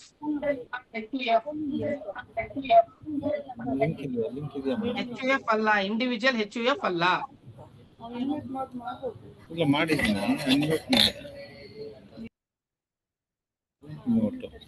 Sir hello sir, ಇನ್ನೊಂದು ಇನ್ಫಾರ್ಮೇಶನ್ ಬೇಕಿತ್ತು. ಈಗ customer income tax IT filing ಮಾಡ್ಬೇಕಾದ್ರೆ ಓಲ್ಡ್ ರಿಜಿಮ್ ಅಲ್ಲಿ ಮಾಡ್ತಾರೋ ನ್ಯೂ ರಿಜಿಮ್ ಅಲ್ಲಿ ಮಾಡ್ತಾರೋ ನಮಗೆ ಗೊತ್ತಿರಲ್ಲ. ಹಂಗಾಗಿ ಜನರಲ್ ಸೀನಿಯರ್ಗೆ 4 lakh ಅಂತ ಕನ್ಸಿಡರ್ ಮಾಡಿ, ಸೂಪರ್ ಸೀನಿಯರ್ಗೆ 5 lakhs ಕನ್ಸಿಡರ್ ಮಾಡ್ಬೇಕಾ ಸರ್? ಹೌದು. ಈಗ ನಾವು ಲಾಸ್ಟ್ ಟೈಮ್ ಏನು ನಮ್ದು ಥ್ರೆಶೋಲ್ಡ್ ಲಿಮಿಟ್ ಇತ್ತು 2.5 3 lakh, ಅದನ್ನ ಈ ಸಲ ಕನ್ಸಿಡರ್ ಮಾಡಂಗಿಲ್ವಾ ಸರ್ ಈ ಫೈನಾನ್ಷಿಯಲ್ ಇಯರ್ಗೆ? ಇನ್ನೊಂದ್ಸತಿ ಹೇಳಿ, ಸಾರಿ ಇನ್ನೊಂದ್ಸತಿ ಹೇಳಿ ಸರ್. ಲಾಸ್ಟ್ ಟೈಮ್ ಏನು ಥ್ರೆಶೋಲ್ಡ್ ಲಿಮಿಟ್ ಇತ್ತು, ಜನರಲ್ಗೆ 2.5 ಲಕ್ಷ ಇತ್ತು, ಸೀನಿಯರ್ ಸಿಟಿಸನ್ಗೆ 3 lakhs ಇತ್ತಲ್ಲ ಥ್ರೆಶೋಲ್ಡ್ ಲಿಮಿಟ್. ಹೌದು. If it is more than exceed interest amount cross ಆದಾಗ ನಾವು ಅವ್ರಿಗೆ 10% TDS ಡಿಡಕ್ಟ್ ಮಾಡ್ತಾ ಇದ್ವಿ. ಬಟ್ ಇವಾಗ ಪ್ರೆಸೆಂಟ್ ಫೈನಾನ್ಷಿಯಲ್ ಇಯರ್ಗೆ ನಾವು 4 ಲ್ಯಾಕ್ ಅಂತ ಹೇಳ್ತಾ ಇದ್ದೀರಾ. ಜನರಲ್ ಸೀನಿಯರ್ಗೆ 4 ಲ್ಯಾಕ್ ಮತ್ತೆ ಸೂಪರ್ ಸೀನಿಯರ್ಗೆ 5 ಲ್ಯಾಕ್ ಅಂತ ಹೇಳ್ತಾ ಇದ್ದೀರಾ. ಬಟ್ ಅವ್ರು ಓಲ್ಡ್ ರಿಜಿಮಲ್ ಮಾಡ್ತಾರೋ ನ್ಯೂ ರಿಜಿಮಲ್ ಮಾಡ್ತಾರೋ ನಮಗೆ ಗೊತ್ತಿರಲ್ಲ. ಹಂಗಾಗಿ ನಾವು ಹಳೇದು 2.5 3 ಲ್ಯಾಕ್ ನ ಕನ್ಸಿಡರ್ ಮಾಡೋದಾ ಥ್ರೆಶೋಲ್ಡ್ ಲಿಮಿಟ್, ಅಥವಾ 4 ಮತ್ತೆ 5 ಲ್ಯಾಕ್ ನ ಕನ್ಸಿಡರ್ ಮಾಡೋದಾ? 4 ಲಕ್ಷದ ತನಕ ಯಾರಿಗೂ ಟ್ಯಾಕ್ಸ್ ಬರೋದೇ ಇಲ್ಲ. ನೀವು ತಲೆ ಕೆಡಿಸ್ಕೋಬೇಡಿ. 4 ಲಕ್ಷ ಇಟ್ಕೋಬೇಡಿ. ಅದೆಲ್ಲ ಗಮನದಲ್ಲಿ ಇಟ್ಕೊಂಡೆ 4 ಲಕ್ಷ ಹೇಳಿದೆ. Even if they are in old regime, okay, tax up to 4 lakhs. ಅಂದ್ರೆ ನಾವು ನಮ್ ಸಾಫ್ಟ್ವೇರ್ ಅಲ್ಲಿ ಹಂಗಾದ್ರೆ ಅಪ್ ಟು ಜನರಲ್ ಸೀನಿಯರ್ ಅಂತ ಬಂದಾಗ ನಾವು 4 ಲ್ಯಾಕ್ ಲಿಮಿಟ್ ಸೆಟ್ ಮಾಡಿಸ್ಬಿಡಕ್ಕಲ್ಲ ಸರ್? 4 lakhs ಅಂತ ಸೆಟ್ ಮಾಡ್ಕೊಂಬಿಡಿ. 80 ವರ್ಷಕ್ಕಿಂತ ಜಾಸ್ತಿ ಇದಾರೆ ಸೂಪರ್ ಸೀನಿಯರ್ ಸಿಟಿಸನ್ ಅಂತಂದ್ರೆ you can go up to 5 lakhs. Okay sir. Sunil ಅಂತ ಸರ್, ವಾಸವ ಕೋಆಪರೇಟಿವ್ ಬ್ಯಾಂಕ್ ಹೊಣೆಸಿಂದ. ಸರ್, ಇವತ್ತು 30ನೇ ತಾರೀಕು, 2ನೇ ತಾರೀಕು ಒಬ್ರು ಬಿಲೋ ಸೀನಿಯರ್ ಸಿಟಿಸನ್ ಇಬ್ಬರದು TDS ಆಗುತ್ತೆ. ನಾನು ಫೈಲಿಂಗ್ ಮಾಡ್ಬೇಕಾದ್ರೆ ಒಂದೇ ಚಾನಲ್ ಪೇಮೆಂಟ್ ಮಾಡ್ಬೋದಾ ಸರ್, ಅಥವಾ ಬೇರೆ ಬೇರೆ ಮಾಡ್ಬೇಕಾಗತ್ತಾ? ನೀವು ಪೇಮೆಂಟ್ ಮಾಡ್ತಾ ಒಂದೇ ಚಲನ್ ಅಲ್ಲಿ ಮಾಡ್ಬೋದು. ರಿಟರ್ನ್ಸ್ ಫೈಲ್ ಮಾಡ್ತಾ ಬೇರೆ ಬೇರೆ ಅದಕ್ಕೆ ಇದ್ ಮಾಡ್ಬೇಕು, ಪ್ಯಾನ್ ನಂಬರ್ ಹಾಕ್ಬೇಕು. ಅಲ್ಲ, ಅಲ್ಲಿ ಸೆಕ್ಷನ್ ಬಿಡುತ್ತಾ ಸರ್? ಅಲೋ ಮಾಡುತ್ತಾ? ಮಾಡತ್ತೆ, ಏನ್ ತೊಂದ್ರೆ ಇಲ್ಲ. ಮಾಡುತ್ತಾ? ಅದಕ್ಕೆ ಅಲ್ಲಿ ಲಾಸ್ಟ್ ಟೈಮ್ ಒಂದೇ ಪೇಮೆಂಟ್ ಮಾಡ್ಬೋದು. ಮಾಡ್ಬೋದಾ ಸರ್? ಹೌದು.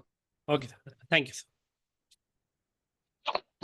ಸರ್, ನವೀನ್ ಕುಮಾರ್ ಅಂತ, ರಾಜೇಂದ್ರ ಕೋಆಪರೇಟಿವ್ ಬ್ಯಾಂಕ್ ಇಂದ. ಹೇಳಿ ಸರ್. ಸರ್, ನಾವು ಈಗ ಫಸ್ಟ್ ಟೈಮ್ ಫಾರ್ಮ್ 120 ತಗೊಂಡಿರ್ತೀವಿ ಏಪ್ರಿಲ್ ಅಲ್ಲಿ. ಈಗ ಅವ್ರು ಮತ್ತೆ ಏನಾದ್ರು ಡೆಪಾಸಿಟ್ ಮಾಡ್ತಾರೆ FD, ಅವ್ ಮತ್ತೆ ಪ್ರತಿ ಸಲ ತಗೋಬೇಕಾ ಅಥವಾ ಹೇಗೆ? ಈಗ ವರ್ಷದ ಕೊನೆಯಲ್ಲಿ ನೀವು ಒಂದ್ಸತಿ ತಗೊಂಡ್ಬಿಡ್ಬೇಕು. ವರ್ಷದ ಕೊನೆಯಲ್ಲಿ ಯಾತಕ್ಕೆ ಅಂದ್ರೆ ವರ್ಷದ ಶುರುನಲ್ಲಿ ಒಂಥರ ಇರುತ್ತೆ, ವರ್ಷದ ಕೊನೆಯಲ್ಲಿ ಏನಾಗುತ್ತೆ ಅದು ಮುಖ್ಯ. Q4 ಅಲ್ಲಿ. ಓಕೆ. ಬಟ್ ಯೂಶಲಿ ಎಲ್ಲ ಏಪ್ರಿಲ್ ಅಲ್ಲೇ ಕೊಟ್ಬಿಟ್ಟು ಹೊರಟೋಗ್ತಾರೆ. ಪ್ರತಿ ವರ್ಷ ಹಂಗೆ ಇತ್ತು. ಇನ್ ಕೇಸ್ ಮತ್ತೆ ರಿಪೀಟ್ ಆದಾಗ ಆ ವರ್ಷಕ್ಕೆ ಕೊಡ್ಬೇಕು ನೀವು, ಆ ವರ್ಷಕ್ಕೆ ಹಿಂದಿನ ವರ್ಷಕ್ಕೆ. ಇವಾಗ ನೀವು ವರ್ಷದ ಕೊನೆಯಲ್ಲಿ ತಗೊಂಡ್ರೆ ಒಳ್ಳೇದು. ಯಾತಕ್ಕೆ ಅಂತಂದ್ರೆ ಅವ್ರ ಇನ್ಕಮ್ ಅಷ್ಟು ದಾಟಿದೆಯೋ ದಾಟಿಲ್ವೋ ಗೊತ್ತಾಗ್ಬೇಕಲ್ಲ ನಿಮ್ಗೆ. ಇವಾಗ ನೀವು 121 ಏಪ್ರಿಲ್ ಅಲ್ಲಿ ತಗೋತೀರಿ, ಜೂನ್ ಅಲ್ಲಿ ದಾಟ್ಬಿಡತ್ತೆ, ಏನ್ ಮಾಡ್ತೀರಿ? ಅವ್ರು ಇಡಿಬೇಡಿ ಅಂತ ಮುಂಚೆ ಕೊಟ್ಟಿರ್ತಾರೆ ಸರ್, ಎಸ್ಟಿಮೇಟೆಡ್ ಮೇಲೆ ಕೊಟ್ಟಿರ್ತಾರಲ್ಲ. ಹಿಡಿಬೇಡಿ ಅಂತಾನೆ ಕೊಡ್ತಾರೆ, ಆದ್ರೆ ಲಿಮಿಟ್ ದಾಟಿದ ತಕ್ಷಣ ನೀವು ಹಿಡಿಬೇಕೋ ಬೇಡವೋ? ಹೌದು. ಅದಕ್ಕೆ ಫಾರ್ಮ್ 15G ಪ್ರಾಬ್ಲಮ್ ಆಗ್ಬಿಡುತ್ತಲ್ಲ. ಸೊ ವರ್ಷದ ಕೊನೆಯಲ್ಲಿ ತಗೊಂಡು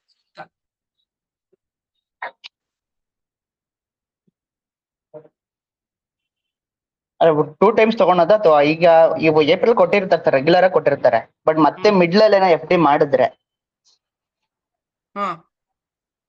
ಏನ್ ಮಾಡಿ? ಅಪ್ರಾಕ್ಸ್ 5 ಲ್ಯಾಕ್ 1 ಲ್ಯಾಕ್ 1 ಲ್ಯಾಕ್ ವರೆಗೂ ಬರೋದಿಲ್ಲ ಅಂತ ನಾವು ಇಟ್ ಮಾಡಿರ್ತೀವಿ. 1,50,000 ಬರ್ತಿದೆ ಅನ್ಕೊಳ್ಳಿ. ನೆಕ್ಸ್ಟ್ ಮತ್ತೆ FD ಮಾಡ್ತಾರೆ, ಅವಾಗ ಮತ್ತೆ ಇನ್ನೊಂದು 2 ಲ್ಯಾಕ್ ಬರುತ್ತೆ ಎಕ್ಸಾಂಪಲ್. ಆತರ ಮಾಡಿದಾಗ ನಾವು ಇನ್ನೊಂದು ಫಾರ್ಮ್ 121 ತಗೊಬೇಕು ಅಥವಾ ನೆಸೆಸಿಟಿ ಇಲ್ವಾ? ತಗೋಬೇಕಾ? ಸರಿ ಸರ್.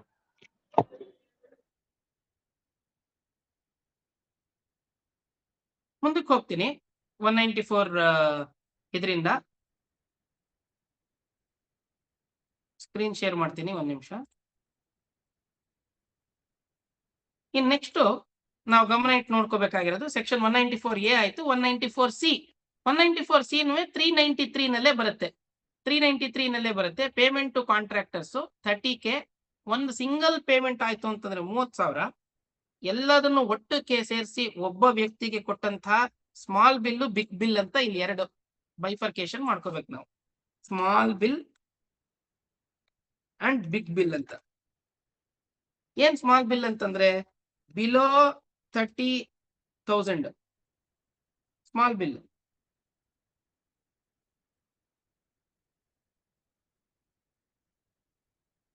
ಬಿಗ್ ಬಿಲ್ ಅಂತಂದ್ರೆ ಎಬೋವ್ 30,000 ಬಿಗ್ ಬಿಲ್ ಆಗತ್ತೆ. ಸೊ 1 ಬಿಗ್ ಬಿಲ್ ಇದ್ರೆ TDS ಅನ್ವಯ ಆಗತ್ತೆ. ಇಲ್ಲ ಅಂತಂದ್ರೆ total of all small bills, total of all small bills exceeds 1 lakh, TDS compulsory ಆಗುತ್ತೆ. Total of all small bills ಅಂದ್ರೆ ಒಬ್ಬ ವ್ಯಕ್ತಿಗೆ ಕೊಟ್ಟಂತ 30,000ಕ್ಕಿಂತ ಕಮ್ಮಿ ಇರುವಂತಹ ಒಬ್ಬ ವ್ಯಕ್ತಿ ಕೊಟ್ಟಂತ ಒಟ್ಟು ಮೊತ್ತ ಒಂದು ವರ್ಷಕ್ಕೆ 1 ಲಕ್ಷವನ್ನ ದಾಟಿದ್ರೆ TDS ಅನ್ವಯ ಆಗತ್ತೆ. ಇಂಡಿವಿಜುವಲ್ HUF ಆದ್ರೆ 1% ಆಗತ್ತೆ. Other than individual and HUF ಗೆ 2% ಆಗತ್ತೆ. ಹೇಗೆ ನಾವು ತಿಳ್ಕೊಳ್ಳೋದು ಇಂಡಿವಿಜುವಲ್ HUF ಅಥವಾ ಅದರ್ಸ್ ಅಂತಂದ್ರೆ ಬೇಸ್ಡ್ ಆನ್ ಪ್ಯಾನ್. ಪ್ಯಾನ್ ಅಲ್ಲಿ ನೋಡಿ, ಪ್ಯಾನ್ ಅಲ್ಲಿ ABC P A 1 2 3 4 Q ಅಂತ ಇರುತ್ತೆ ಅಂತ ಅನ್ಕೊಳ್ಳೋಣ. ಈ 4th ಡಿಜಿಟ್ ಏನಿದೆ, ಈ 4th digit determines what person he is. P ಅಂತಂದ್ರೆ ಇಂಡಿವಿಜುವಲ್, P ಅಂತಂದ್ರೆ ಇಂಡಿವಿಜುವಲ್, H ಅಂತಂದ್ರೆ HUF, F ಅಂತಂದ್ರೆ ಫರ್ಮ್, C ಅಂತಂದ್ರೆ ಕಂಪನಿ, A ಅಂತಂದ್ರೆ AOP, T ಅಂತಂದ್ರೆ ಟ್ರಸ್ಟ್. ಹೀಗೆ ನಾವು ಮಾಡ್ಬೇಕಾಗತ್ತೆ. ಇವ್ರಿಗೆ for these people it is 1%, ಇವ್ರಿಗೆಲ್ಲಾನು 2%. ಅರ್ಥ ಆಯ್ತಲ್ಲ?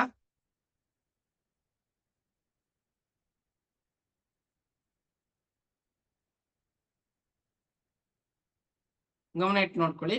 P ಅಂತಿದ್ರೆ 4th digit, 4th digit of PAN, 4th digit of PAN.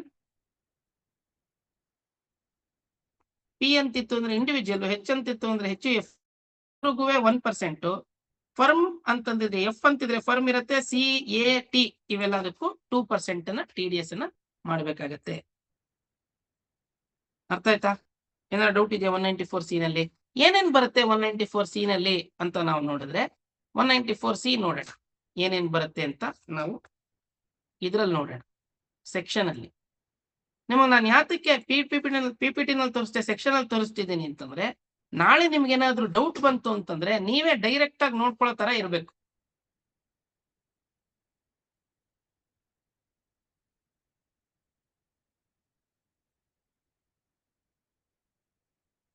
ನೋಡಿ, payment to contractors, fees for profession and technical services etcetera, any sum for carrying out any work including supply of labor for carrying out any work in pursuance of a contract between a contractor and a designated person by any designated person. Designated person ಅಂದ್ರೆ ನಾವು contractor ಗೆ ಏನಾದ್ರು payment ಕೊಟ್ರೆ 1% if the contractor is individual and HUF, 2% if a contractor is person other than the person mentioned in A.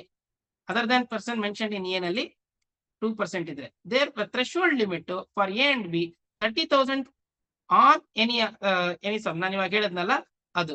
Works ಅಂತಂದ್ರೆ ಏನು ಅಂತ define ಮಾಡ್ತಾರೆ. Any work specified in 402 shall be taxable at source on invoice value excluding the value of material if such value is specified separately in the invoice. ಇವಾಗ ಯಾವ್ದಾದ್ರು works contract ಅಲ್ಲಿ material include ಮಾಡಿರ್ತಾರೆ, service include ಮಾಡಿರ್ತಾರೆ. So ಬರೀ service portion ಮೇಲೆ ಮಾತ್ರ ಮಾಡಬೇಕು. On the invoice value excluding the value of material only if the material is separately mentioned in the invoice. On the whole of the invoice value if the value of the material is not specified separately in the invoice. ಈಗ ನೀವು ಏನೋ building ಕಟ್ತೀರಿ, building ಕಟ್ಬೇಕಾದ್ರೆ ಅಥವಾ building repair ಮಾಡಿಸ್ತೀರಿ, building repair ಮಾಡಿಸ್ಬೇಕಾದ್ರೆ cement contractor ತಂದಿರ್ತಾನೆ. ಅವನು ಲೇಬರ್ನ ಮತ್ತೆ ಸಿಮೆಂಟ್, ಸ್ಟೀಲು ಮತ್ತೆ ಬೇರೆ ವಸ್ತುಗಳನ್ನ ಸಪರೇಟ್ ಆಗಿ ತೋರಿಸಿದ್ದ ಇನ್ವಾಯ್ಸ್ ಅಲ್ಲಿ ಅಂತಂದ್ರೆ ಬರೀ ಲೇಬರ್ ಪೋರ್ಷನ್ ಮೇಲೆ ಮಾತ್ರ TDS ಮಾಡಿದ್ರೆ ಸಾಕು. ಇಲ್ಲ ಎಲ್ಲ ಸೇರಿಸಿ ಒಂದೇ ಒಂದು ಅಮೌಂಟ್ ಹಾಕ್ಬಿಟ್ಟಿದ್ದಾನೆ ಅಂತಂದ್ರೆ ಎಲ್ಲಾ ಅಮೌಂಟ್ ಮೇಲೂ ಸೇರಿ ನಾವು TDS ಮಾಡಬೇಕಾಗತ್ತೆ. ಮತ್ತೆ ಇದರಲ್ಲಿ ಕೇಟರಿಂಗ್ ಬರುತ್ತೆ, ಅಡ್ವರ್ಟೈಸ್ಮೆಂಟ್ ಬರುತ್ತೆ, ಆನ್ಯುಯಲ್ ಮೇಂಟೆನೆನ್ಸ್ ಬರುತ್ತೆ. ಇವೆಲ್ಲಾನು ಸೆಕ್ಷನ್ 194C ನಲ್ಲೇ ಬರುತ್ತೆ.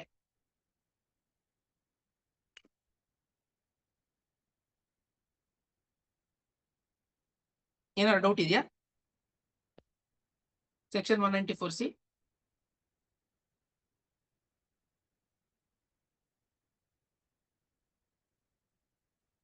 Sir, Mandya city code bank ಇದೆ ಸರ್. ಸರ್, ಒಂದು ವರ್ಷದಲ್ಲಿ 30,000 ರೂಪಾಯಿಗಿಂತ ಜಾಸ್ತಿ ಅಮೌಂಟ್ ಪೇ ಮಾಡಿದ್ರೆ ನಾವು 1% TDS ಸಿಗುತ್ತಾ ಇದ್ವಿ.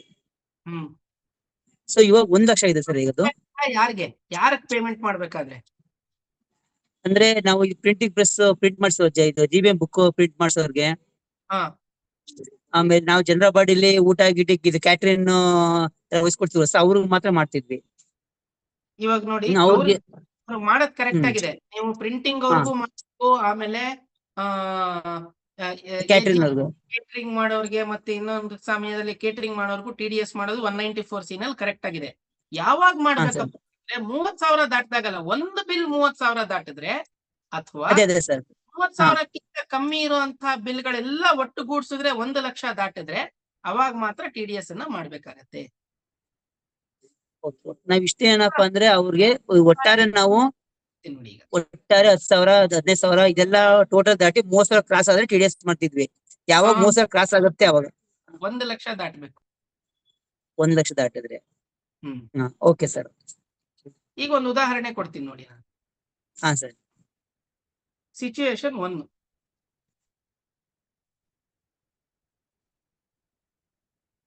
ಮಾದಪ್ಪ ಅನ್ನೋನು ಕೇಟ್ರರ್.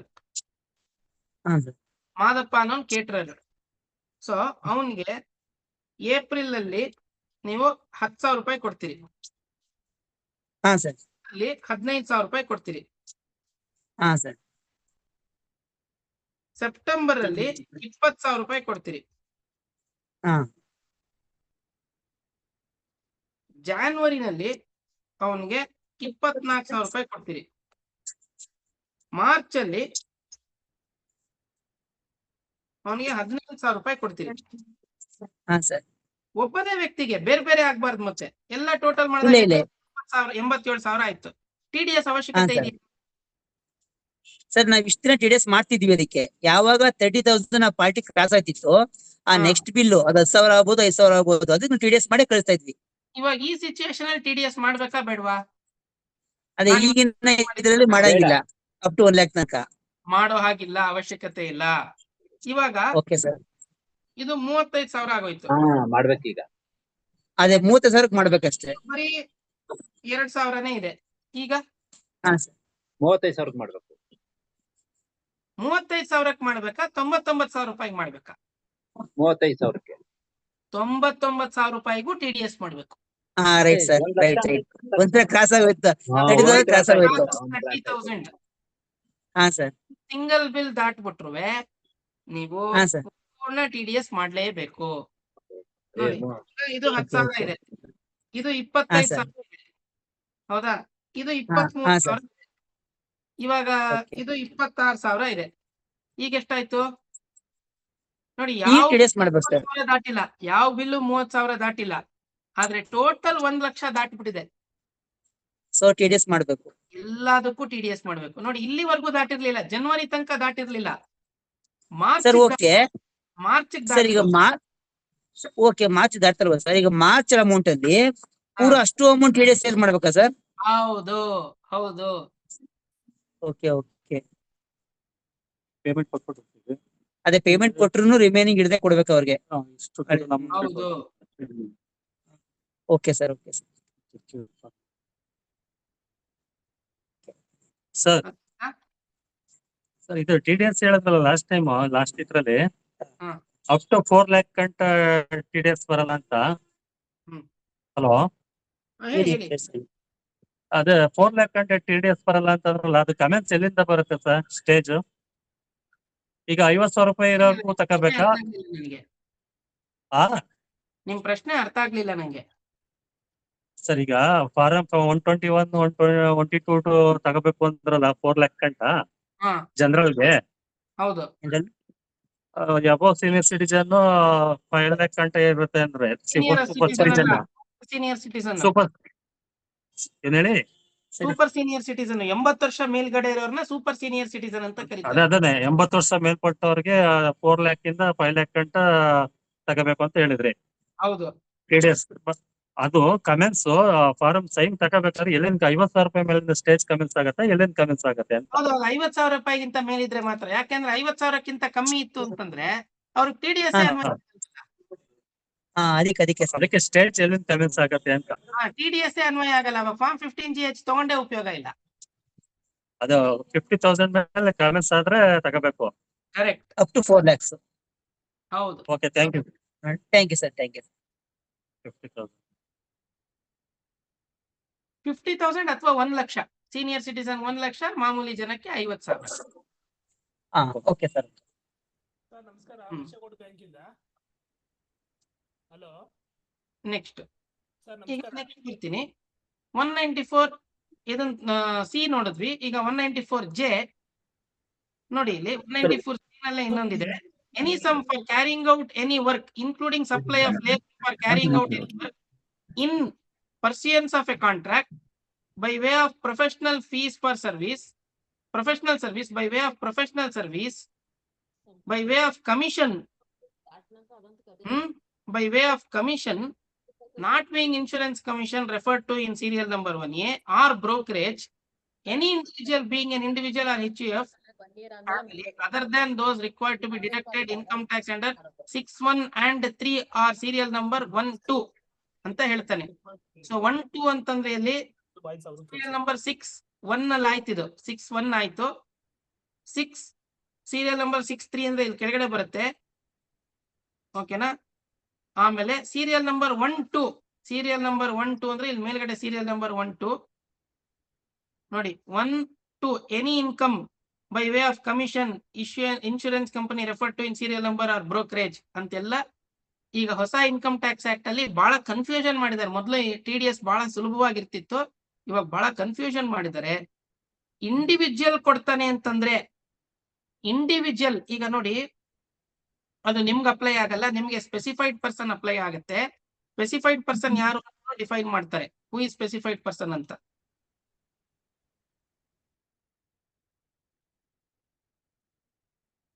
ಸ್ಪೆಸಿಫೈಡ್ ಪರ್ಸನ್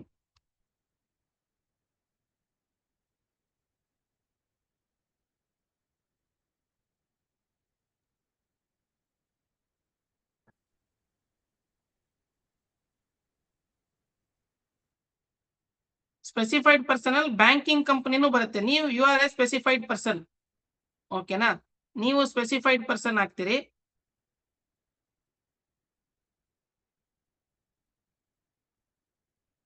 ಇಲ್ಲೊಂದು ನಿಮಿಷ ಓಪನ್ ಆಗ್ತಾ ಇಲ್ಲ, ಒಂದ್ ನಿಮಿಷ ನೋಡ್ತಾ ಇದ್ದೀನಿ.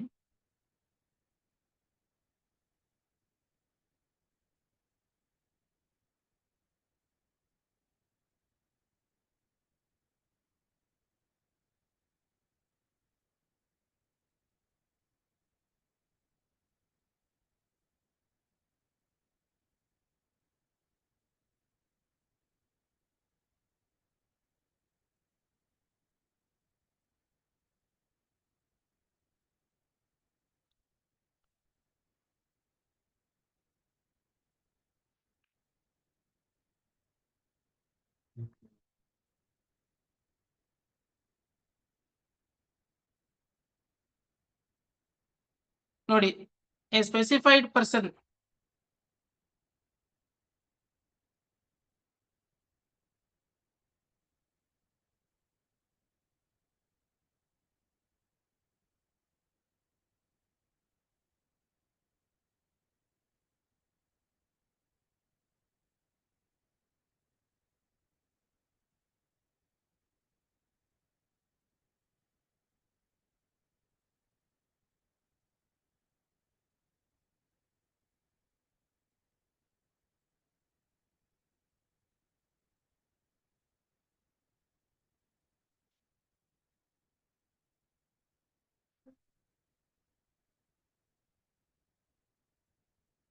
ಯಾಕೋ ತಗೋತಾ ಇಲ್ಲ, ಒಂದ್ ನಿಮಿಷ ತಾಳಿ.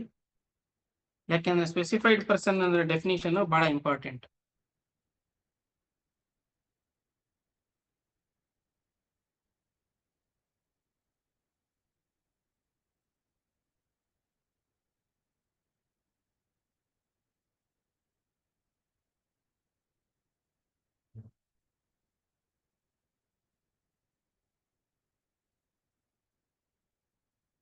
ನೋಡಿ, for the purpose of subsection 2,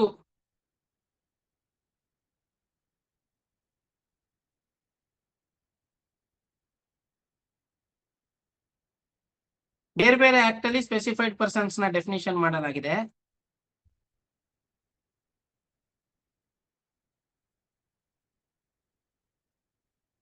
three 93 ನಲ್ಲಿ ಸ್ಪೆಸಿಫೈಡ್ ಪರ್ಸನ್ ಅಂತಂದ್ರೆ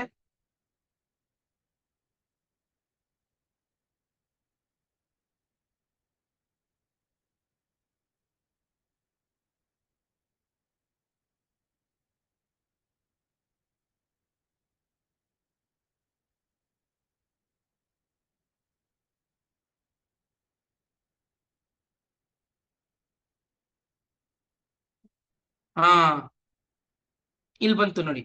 specified person means any person not being an individual or HUF or an individual or HUF whose total sales, gross receipts or turnover from business or profession carried on by him exceeds 1 crore rupees in case of business or 50 lakh rupees in case of profession during the tax year immediately preceding the tax year in which such income or sum is credited or paid.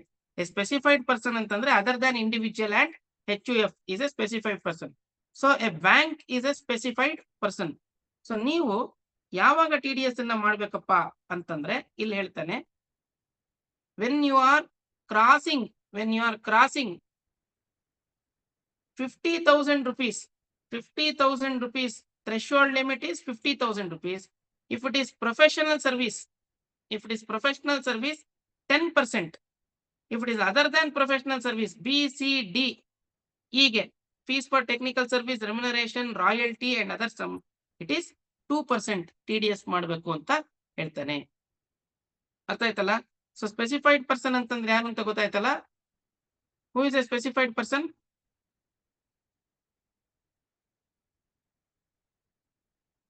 Sir other than in individual. Other than individual. ಅದು whose other than individual and HUF is all specified person. ಅರ್ಥ ಆಯ್ತಲ್ಲ?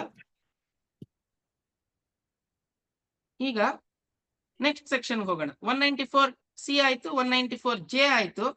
ಈಗ next 194I.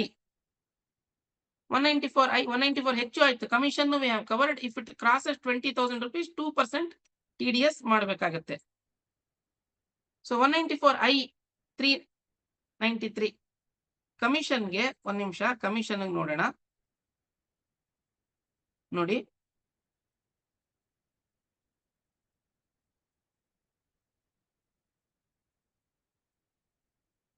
ಫಸ್ಟೇ commission ಬರುತ್ತೆ. 20,000 is the threshold limit, 2% is the TDS. ಅರ್ಥ ಆಯ್ತಲ್ಲ? Commission and brokerage 20%. 194H ಇದ್ದಿದ್ದು ಈಗ 393 ಕ್ಲಾಸ್ 1 ಆಗಿದೆ. ಸೀರಿಯಲ್ ನಂಬರ್ 1 ಆಗಿದೆ. Serial number 1. Next 194I TDS on rent. TDS on rent. Next ಇಲ್ಲೇ ಬಂದ್ಬಿಡ್ತು TDS on rent. TDS on rent by a specified person. ನೀವು specified person ಆಗಿರೋದ್ರಿಂದ 2% if it is plant and machinery and 10% if it is land and building. Plant and machinery ಆದ್ರೆ 2%, land and building ಆದ್ರೆ 10%. The limit is 50,000 rupees per month. The limit is 50,000 rupees per month or part of the month thereof. ಅಂತಂದ್ರೆ ನೀವು part of the month 50,000 ಮೇಲೆ ಇದ್ರೆ ಮಾಡ್ಬೇಕಾಗತ್ತೆ. 6 lakhs limit ಅಂತ ಹೇಳ್ತೀವಿ. So 50,000 rupees per month. Hello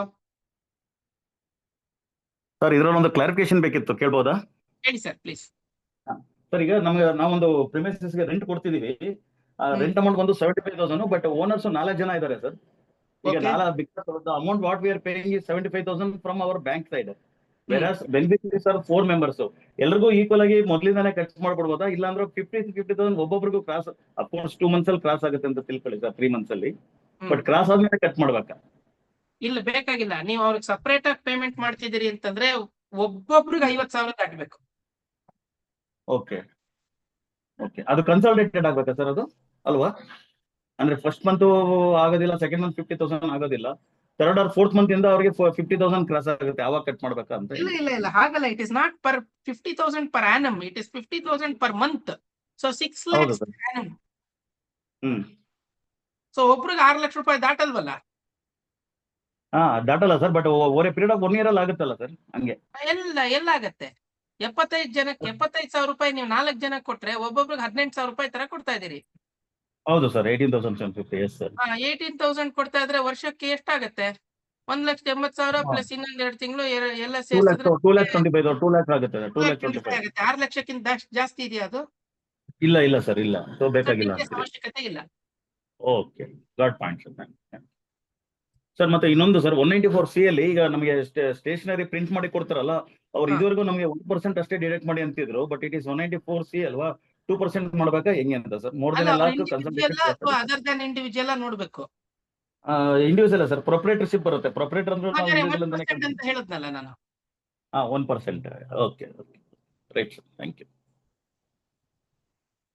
Any other doubts?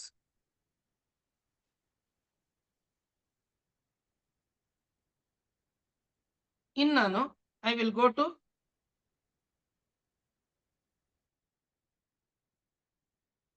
$194J ಆಯ್ತು, $194N ಗೆ ಹೋಗ್ತೀನಿ. $194N.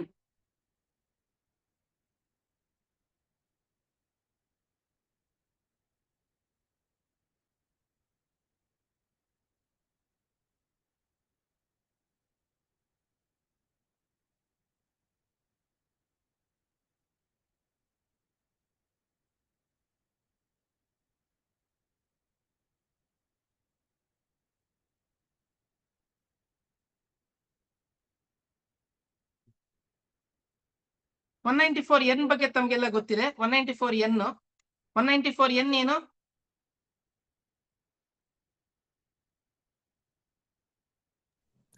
TDS for cash TDS on transaction. cash transaction. Cash withdrawal. TDS on cash withdrawal. ನಾವು TDS on cash withdrawal ಹೋದಾಗ ಎರಡು ಮುಖ್ಯವಾದಂತಹ ವಿಚಾರ ಬರುತ್ತೆ. Whether they have filed, they ಅಂತಂದ್ರೆ ಯಾರು? The account holder. They have filed for all the 3 years. ITR file ಮಾಡಿದಾರ, file ಮಾಡಿಲ್ವಾ ಅನ್ನುವಂಥದ್ದು ಬಹಳ ಮುಖ್ಯ. ಎಸ್ ಅಂತಂದ್ರೆ ಒಂದು, ನೋ ಅಂತಂದ್ರೆ ಒಂದು. ಎಸ್ ಅಂತಂದ್ರೆ if they have filed for all the 3 years, then the limit is 1 crore. If they have not filed, limit comes down to 20 lakhs. So ನೀವು ಇದಕ್ಕೆ ಏನ್ ಮಾಡಬೇಕು? You have to obtain ITR forms. ITR forms ಅನ್ನ ತಗೋಬೇಕಾಗತ್ತೆ. 3 ವರ್ಷಕ್ಕೆ ITR forms and acknowledgement number ತಗೋಬೇಕಾಗತ್ತೆ. ಅದನ್ನ ನೀವು ಫೀಡ್ ಮಾಡ್ಬೇಕಾಗತ್ತೆ. ಅದನ್ನ ನೀವು ಫೀಡ್ ಮಾಡಿದ್ರೆ ಮಾತ್ರ ಎಲ್ಲಿಗೆ ಫೀಡ್ ಮಾಡ್ಬೇಕಾಗತ್ತೆ?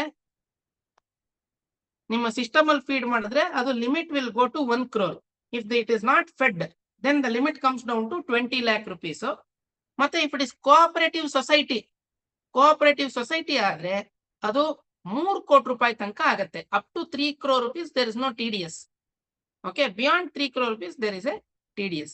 ಮತ್ತೆ ಇದು ಬ್ರಾಂಚ್ ಸ್ಪೆಸಿಫಿಕ್, ಅಕೌಂಟ್ ಸ್ಪೆಸಿಫಿಕ್ ಅಲ್ಲ, ಇದು ಬ್ಯಾಂಕ್ ಸ್ಪೆಸಿಫಿಕ್. ನಿಮ್ ಇಡೀ ಬ್ಯಾಂಕ್ ಅಲ್ಲಿ ಅವ್ರು ಎಷ್ಟೇ ಅಕೌಂಟ್ ಮೇಂಟೈನ್ ಮಾಡಿರ್ಲಿ, ಎಷ್ಟೇ ಇದು ಮಾಡಿರ್ಲಿ, if they withdraw cash, they have to if they withdraw for more than 1 crore, then 2% TDS will apply. 2% TDS will apply. If this is the case, if they have not filed the returns, 0 to 20 lakhs, no TDS.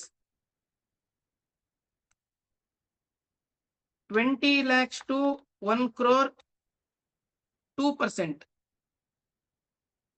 1 crore and above, 5%. For cooperative societies, it is 3 crores. Any doubt? 194N.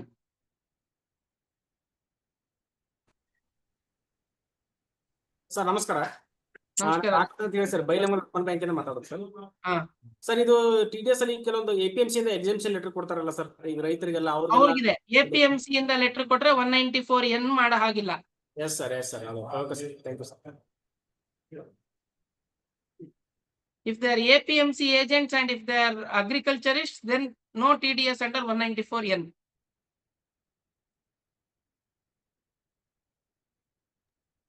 Sir ಇವಾಗ IT return submit ಮಾಡಿ above 1 crore transaction ಮಾಡಿದ್ರೆ 2% or 5% sir? 2%. Okay.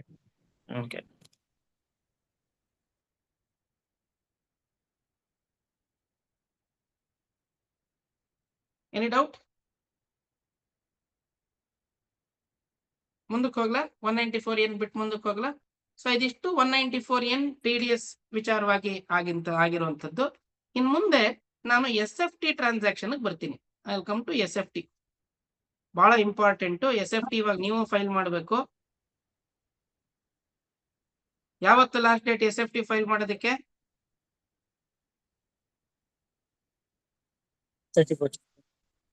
31st of June.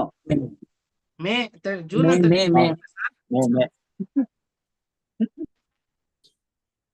So 31st May ನಮಗೆ ಇದಾಗತ್ತೆ ನೋಡಿ. ಇವಾಗ ನಾವು discuss ಮಾಡುವಂತದ್ದು same ಇದೆ, ಏನಂತ ವೇರಿಯೇಷನ್ ಇಲ್ಲ. ಓಲ್ಡ್ SFT-ಗೂ ನ್ಯೂ SFT-ಗೂ ಏನು ಅಂತ ವೇರಿಯೇಷನ್ ಇರೋದಿಲ್ಲ. ಓಲ್ಡ್ ಇನ್ಕಮ್ ಟ್ಯಾಕ್ಸ್ ಆಕ್ಟ್ ಅಲ್ಲಿ 285BA ಈಸ್ ನೌ 508 ಸೆಕ್ಷನ್ 508 ಆಗಿದೆ. ಓಲ್ಡ್ ಸೆಕ್ಷನ್ 285BA ಇದ್ದಿದ್ದು ಈಗ 508 ಆಗಿದೆ. ಓಲ್ಡ್ ರೂಲ್ಸ್ ಅದು ರೂಲ್ಸ್ ಅದು 114E is now 234, rule number 234. Old form 61A is now form 165. Form 165 ಆಗಿದೆ SFT ಇದು. ಸೊ ಈಗ ನಾವು SFT ಗೆ ಹೋದ್ರೆ ನೇರವಾಗಿ if we go to SFT,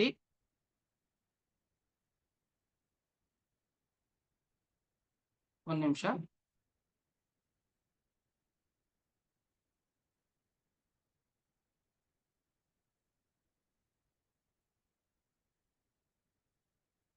ನಿಮ್ಗೆ SFT ನಲ್ಲಿ ಏನೇ ಡೌಟ್ ಬಂದ್ರುವೆ, ಯಾವಾಗಲೇ ಏನೇ ಪ್ರಶ್ನೆ ಬಂದ್ರುವೆ, ನಿಮ್ಗೆ ನಾನು ಒಂದು ವೆಬ್ಸೈಟ್ ಅಲ್ಲಿ ತೋರಿಸ್ಬಿಡ್ತೀನಿ ಎಲ್ಲಿ ನೋಡ್ಬೇಕು income tax website.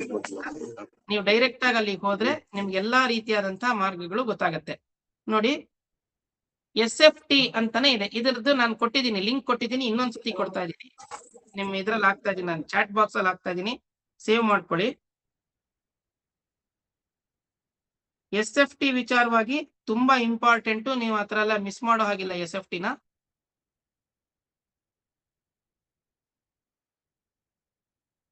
Reporting of high value transactions, reporting of dividend payments, reporting of interest payments, reporting of transactions in listed securities and units of mutual funds. ನೋಡಿ, reporting of dividend payments, interest payments ಇದೆರಡು ನಿಮಗೆ ಬರುತ್ತೆ. Reporting of high value transactions ನೋಡಿ, bank and cooperative banks. Reporting of high value transactions. The following financial transactions are required to be reported. ಯಾವ್ಯಾವುದು? Exceeds the threshold limit and is generated on or recorded by specified person on or after 1/4/2026. Cash payments for purchase of bank draft. Cash payments ಅದು ನೋಡಿ, cash payments for purchase of bank draft or pay order or banker's check. If the aggregate payment is 10 lakhs or more in a financial year. ಓಕೆ, ನೀವು mention ಮಾಡಬೇಕಾಗತ್ತೆ. Cash payment for purchase of prepaid instrument issued by RBI 10 ಲಕ್ಷ ರೂಪಾಯಿಗಿಂತ ಜಾಸ್ತಿ ಇದ್ರೆ you need to mention it. ಓಕೆನಾ? ಯಾವ್ದೇನಾದ್ರು prepaid instrument ಏನಾದ್ರು ನೀವು ಕೊಟ್ರೆ ಅದನ್ನ ನೀವು ಇದನ್ನ ಕೋಆಪರೇಟಿವ್ ಬ್ಯಾಂಕ್ ಆಗಿ you have to disclose it. Cash deposits in 1 or more current account 50 lakhs or more, ಒಂದು ವರ್ಷದಲ್ಲಿ 50 ಲಕ್ಷಕ್ಕಿಂತ ಜಾಸ್ತಿ ಕರೆಂಟ್ ಅಕೌಂಟ್ ಅಲ್ಲಿ. ನೋಡಿ, ಕರೆಂಟ್ ಅಕೌಂಟ್ ಅಲ್ಲಿ ಆ ಮೊತ್ತ 50 lakhs, ಸೇವಿಂಗ್ಸ್ ಅಕೌಂಟ್ ಅಲ್ಲಿ ಬೇರೆ ಇದೆ. ಕರೆಂಟ್ ಅಕೌಂಟ್ ಅಲ್ಲಿ ಅಪ್ ಟು 50 lakhs ತನಕ ಕ್ಯಾಶ್ ಡೆಪಾಸಿಟ್ ಮಾಡಬಹುದಾಗಿದೆ. If it is deposit for more than 50 lakhs, then you have to disclose it.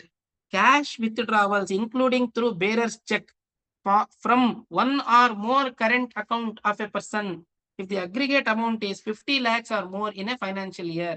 ಯಾವುದೇ cash withdrawal from the current account, if it is more than 50 lakhs, then you have to mention. Okay, cash deposit in 1 or more accounts other than current account and time deposit andre savings bank account. If any person deposits for more than 10 lakh rupees in a financial year, aggregate amount ಒಟ್ಟಿಗೆ ಅಲ್ಲ, if the aggregate amount is 10 lakh rupees, aggregate ಅಂತಂದ್ರೆ 1 ಲಕ್ಷ ರೂಪಾಯಿ 15 ಸತಿ ಮಾಡಿದ್ರೆ 15 ಲಕ್ಷ ಆಗೋಯ್ತು, then you have to report this. Okay, it is not one payment of 10 lakh rupees, it is aggregate amount of 10 lakh rupees. ಇವಾಗ ಒಬ್ಬ 20 FDs 20 ಇದನ್ನ ಮಾಡ್ಕೋತಾನೆ, ಏನು DDs ಮಾಡಿಸ್ಕೋತಾನೆ. 20 DD 50,000 ರೂಪಾಯಿ ಅಮೌಂಟ್. 50,000 ರೂಪಾಯಿ ಮಾಡಿಸ್ಕೊಂಡಿದ್ದಾನಲ್ಲ ಅಂದ್ಬಿಟ್ಟು ಸುಮ್ಮನೆ ಆಗ್ಬಿಡ್ಬಾರ್ದು. ಟೋಟಲ್ ಮಾಡಿದ್ರೆ 10 ಲಕ್ಷ ರೂಪಾಯಿ ಆಗುತ್ತೆ. ಅವಾಗ ನೀವೇನ್ ಮಾಡ್ಬೇಕು? SFT ನಲ್ಲಿ ಮೆನ್ಷನ್ ಮಾಡ್ಬೇಕಾಗತ್ತೆ.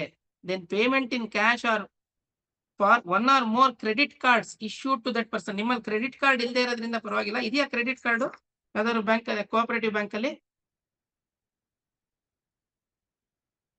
ಯಾವ್ದ್ರಲ್ಲಾರು ಇದೆಯಾ? ಇಲ್ಲ ಸರ್, ಇಲ್ಲ.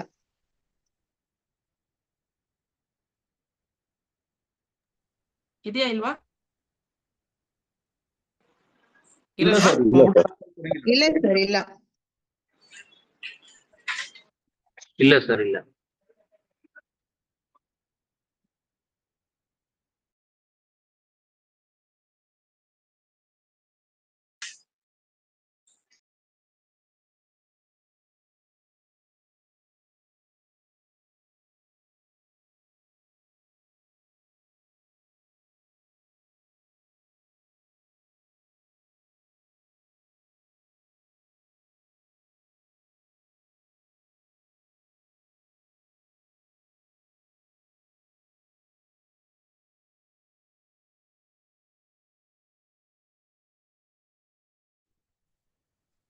ಸರ್ ನಿಮ್ದು ಮ್ಯೂಟ್ ಆಗಿದೆ ಸರ್.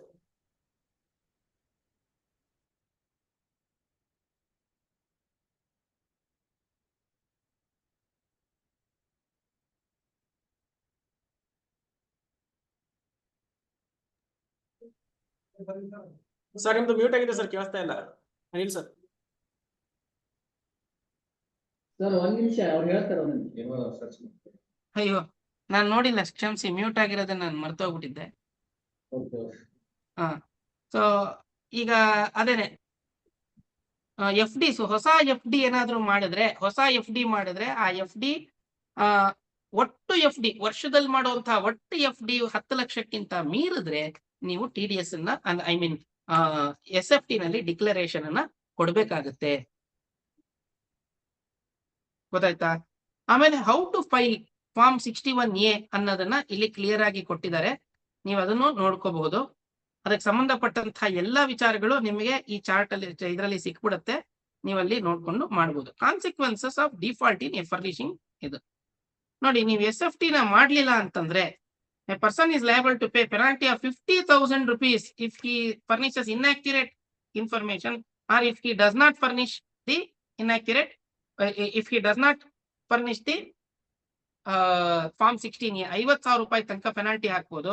ಅಡಿಷನಲಿ ಅವರು an additional penalty of 5,000 rupees on the reporting financial institution shall be imposed if there is any inaccuracy in SFT and such inaccuracy is due to false or inaccurate information submitted by the holder of the reportable accounts. This penalty would be in addition to the penalty of rupees 50,000. The reporting financial institution may recover such penalty from the holder of reportable account. ನಮಗ್ ಕೊಟ್ಟವನೇ ತಪ್ಪಾಗಿ ಕೊಟ್ಬಿಟ್ಟಿದ್ದಾನೆ ಸ್ವಾಮಿ, ನನ್ಗೇನ್ ಗೊತ್ತು ಅಂತ ನೀವು ಕೇಳಿದ್ರೆ ಅದು ನೀವು ಅವನ ಹತ್ರ ರಿಕವರ್ ಮಾಡ್ಕೋಬಹುದು. ಆದ್ರೆ ನಿಮ್ ಮೇಲೆ ಪೆನಾಲ್ಟಿ ಹಾಕೋದನ್ನ ಹಾಕ್ತಾರೆ. Consequence if SFT is not furnished at all, ಮಾಡದೇ ಇಲ್ಲ ಸ್ವಾಮಿ, ನಾನು ತಪ್ಪಾಗಲ್ಲ, ನಾನು ಫೈಲೇ ಮಾಡಲ್ಲ ಅಂತ ಹೇಳಿದ್ರೆ, if a person fails to furnish SFT he is liable to pay a penalty under section 271FA which will be 500 rupees per day for each day during which such default continues. ಅರ್ಥ ಆಯ್ತಲ್ಲ? So SFT ಮಾಡ್ಬೇಕಾದ್ರೆ ಹುಷಾರಾಗಿ ಮಾಡಿ. ಹೇಗೆ SFT ಮಾಡ್ಬೇಕು ಅಂತ clear ಆಗಿರುವಂತಹ guidance ಇಲ್ಲಿ ನಿಮಗೆ ಸಿಗತ್ತೆ. ಇಲ್ಲಿ ನೀವು ಮಾಡ್ಕೊಂಡು ಮಾಡಬಹುದು. ಇವಾಗ ನಾನು SFT ವಿಚಾರವಾಗಿ ಏನಾದ್ರು ಪ್ರಶ್ನೆಗಳಿತ್ತು ಅಂತಂದ್ರೆ ಅದನ್ನ ನಾನು ಬಗೆಹರಿಸ್ಕೊಡ್ತೀನಿ. ಹೇಳಿ.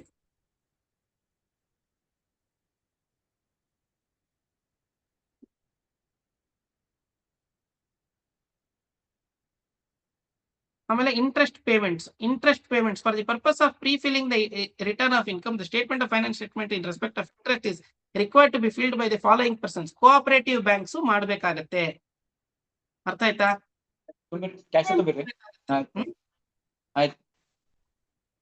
ಇಂಟ್ರೆಸ್ಟ್ ವಿಚಾರವಾಗುವೆ ನೀವು ಫೈಲ್ ಮಾಡಬೇಕಾಗತ್ತೆ.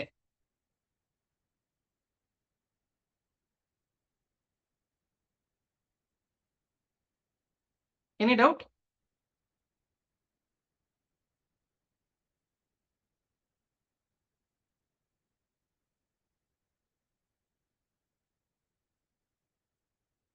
ಹಲೋ? No sir. ಆಮೇಲೆ ಇನ್ನೊಂದು ಇಂಪಾರ್ಟೆಂಟ್ ನೋಡಿ, SFT ನಲ್ಲಿ ಇಂಟ್ರೆಸ್ಟ್ ಪೇಮೆಂಟ್ ನೀವು ಮಾಡ್ತಿರಲ್ಲ, ರಿಗಾರ್ಡ್ಲೆಸ್ ಆಫ್ ದಿ ಅಮೌಂಟ್ ನೀವು ಮಾಡ್ಬಿಡ್ಬೇಕು.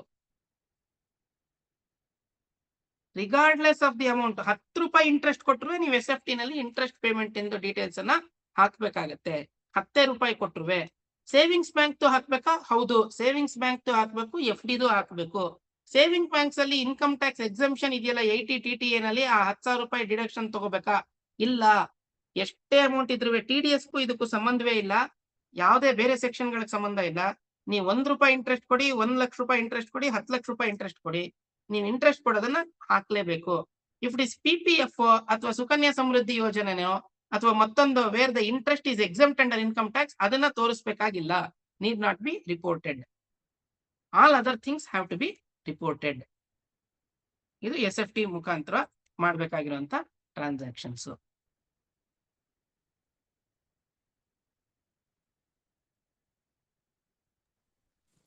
Sir Mandya city cooperative bank ಇದೆ ಸರ್. ಹೇಳಿ ಸರ್. ಸರ್ 194 ಎನ್ ಬಗ್ಗೆ ಹೇಳ್ತಿಲ್ಲ ಸರ್, ಅದು ಕ್ಯಾಶ್ ಡೆಪಾಸಿಟ್ 20 lakhs ಇದು. ಹಾ sir, cash withdraw sir 20 lakhs ಮೇಲೆ ಕ್ರಾಸ್ ಆದ್ರೆ ಸರ್, ಸರ್ ಅವರು ಇನ್ 3 years IT ಕೊಟ್ರೆ ಅಪ್ ಟು 1 crore ತನಕ ನಾವು ಅವ್ರಿಗೆ TDS ಹಿಡಿಯಂಗಿರಲ್ವಾ ಸರ್? ಹೌದು. ಅದೇ ಅಗ್ರಿಕಲ್ಚರಲ್ ಅದ್ರ ಬಗ್ಗೆ ಏನಾರ ಕೊಟ್ರೆ ಸರ್, ಈ ಕೆಲವೊಬ್ರು ಗೋಲ್ಡ್ ಲೋನ್ ತಗೋತಾರೆ, ಅವ್ರದ್ದು ಕ್ಯಾಶ್ ವಿಡ್ರಾ 25-30 ಆಗುತ್ತೆ ಸರ್, 30 lakhs ಆಗುತ್ತೆ. ಆದ್ರೆ ನೀವು ಅದನ್ನ ರಿಪೋರ್ಟ್ ಮಾಡ್ಲೇಬೇಕು. ಅವ್ರ ಇನ್ಕಮ್ ಟ್ಯಾಕ್ಸ್ ರಿಟರ್ನ್ಸ್ ಫೈಲ್ ಮಾಡಿಲ್ಲ ಅಂದ್ರೆ 20 ಲಕ್ಷ ರೂಪಾಯಿ ಮೇಲೆ ಏನೇ ವಿತ್ಡ್ರಾ ಮಾಡಿದ್ರು ನೀವು TDS ಮಾಡಲೇಬೇಕು. ಅವ್ರ ಇದು ಅಗ್ರಿಕಲ್ಚರ್ ಇರ್ಲಿ ಏನೇ ಇರ್ಲಿ, only if they are APMC registered, only then it is. But ಅವ್ರ IT ಫೈಲ್ ರಿಟರ್ನ್ಸ್ ನಮ್ಗೆ ಕೊಟ್ಟು 3 ವರ್ಷ IT ರಿಟರ್ನ್ಸ್ ಕೊಟ್ರೆ ಮಾತ್ರ ಮಾಡಂಗಿಲ್ಲ. ಅಪ್ ಟು 1 ಕೋಟಿ ತನಕ ಮಾಡೋ ಹಾಗಿಲ್ಲ. ಆಗ್ಲೂ ಮಾಡ್ಬೇಕು, 1 ಕೋಟಿ ತನಕ ಮಾಡೋ ಹಾಗಿಲ್ಲ ಅಷ್ಟೇ.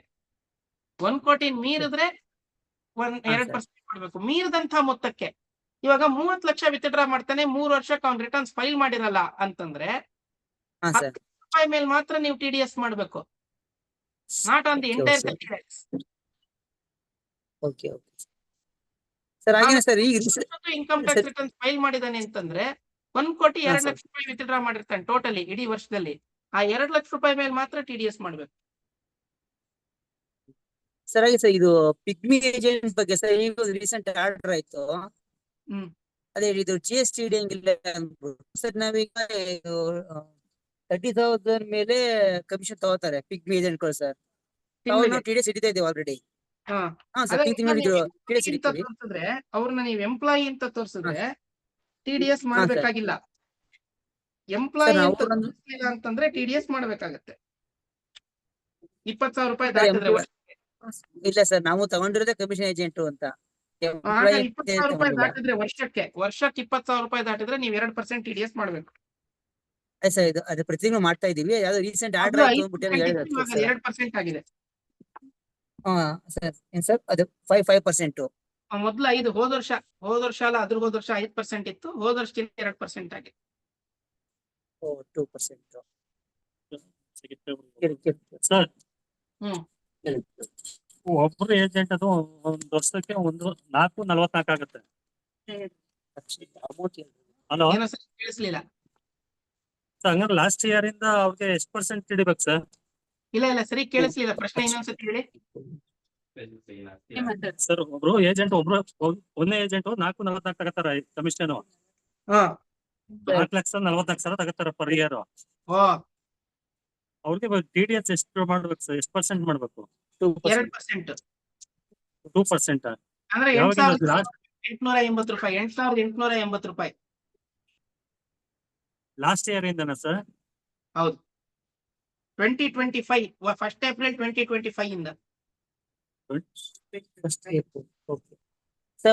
ಸರ್ ನಾವು ಆಲ್ರೆಡಿ ಈಗ 5% ಇಳಿದ್ಬಿಟ್ಟಿವಿ ಸರ್ ಲಾಸ್ಟ್ ಇಯರ್. ಅದೇ ಪ್ರಾಬ್ಲಮ್ ಬಹಳ ಸಂತೋಷ. 5% ಕ್ರೆಡಿಟ್ ಕೊಡಿ. 5% ಸರ್ ಅವ್ರಿಗೆ ಕ್ರೆಡಿಟ್. 5% ಕ್ರೆಡಿಟ್ ಕೊಡಿ ಹಿಂದೆ. ಓಕೆ ಸರ್, ಯಾಕಂದ್ರೆ ನಾವು ಲಾಸ್ಟ್ 31st March ಅಂತ ನಮ್ಮ ಆಲ್ಟ್ರೋಸ್ ಇದೆ ಹೇಳಿಲ್ಲ, ಸೊ 5% ಡೆಬಿಟ್ ಮಾಡಿ ಸರ್. ಇಲ್ಲ April 1, 2025 1st April 2025 ಇಂದ ಅದು 2% ಆಗಿದೆ. ಸೆಕ್ಷನ್ ಬಂದ 94H ಮಾಡ್ತಾ ಇದೀವಿ ಸರ್ TDS. ಹೌದು. ಈಗ 393 ಸೀರಿಯಲ್ ನಂಬರ್ 1 ಆಗುತ್ತೆ. ಅದೇ ಇದು ಈ 14 ಇಂದಲ್ಲ ಸರ್, 14 ಚೇಂಜ್ ಆಗುತ್ತೆ. 94H ಇರೋದು 393 ಆಗುತ್ತೆ. 393. Okay sir, okay thank you. Section ಏನು ಬರೀ ನಂಬರ್. ಹೇಳಿ ಸರ್. ಸರ್ ನಮಸ್ತೆ. ಸರ್ ಇದು ಪೇಮೆಂಟ್ಸ್ ಈಗ ಆಯ್ತು. ಈಗ ರೆಸಿಪ್ಟ್ಸ್ಗೆ ನಮ್ಮ ಸಾಕಷ್ಟು ಗೊಂದಲಗಳಿದಾವೆ. ಇವು ಸೇವಿಂಗ್ಸ್ಗೆ ಇಷ್ಟೇ ಕಟ್ಟಬೇಕು, ಅಷ್ಟೇ ಕಟ್ಟಬೇಕು, ಆಮೇಲೆ ಲೋನ್ಸ್ಗೆ ಇಷ್ಟೇ ಕ್ಯಾಶ್ ಟ್ರಾನ್ಸಾಕ್ಷನ್ ಮಾಡಬೇಕು, ಆತರ ಏನಾದ್ರು ಲಿಮಿಟೇಷನ್ಸ್ ಯಾವ್ದು ಇದೆಯಾ ಸರ್? ಬ್ಯಾಂಕ್ ಅಪ್ಲೈ ಆಗಲ್ಲ ಸರ್. ಓಕೆ. ಅವೆಲ್ಲ ಈಗ ಕೋಆಪರೇಟಿವ್ ಅಷ್ಟೇನೆ, ಬ್ಯಾಂಕ್ ಅಪ್ಲೈ ಆಗಲ್ಲ. ಓಕೆ, ಅವ್ರು ಎಷ್ಟ್ ಬೇಕಾದ್ರೂ ಅವ್ರ ಸೇವಿಂಗ್ಸ್ ಅಕೌಂಟಿಗೆ ಕಟ್ಕೋಬಹುದು, ಆತರ ಏನಾದ್ರು ಇದೆ ಅಲ್ವಾ ಸರ್ ಏನಿಲ್ಲ, ರೆಸಿಪ್ಟ್ಸ್ಗೆ? ಕಟ್ಕೊಳ್ಳಿ, ನೀವು ರಿಪೋರ್ಟ್ ಮಾಡ್ಬೇಕಷ್ಟೇನೆ. ಅದೇ CTR STR ಅನ್ನ ಮಾಡ್ತೀವಲ್ಲ ಸರ್, ಹೌದು. SFT. Okay okay, thank you sir.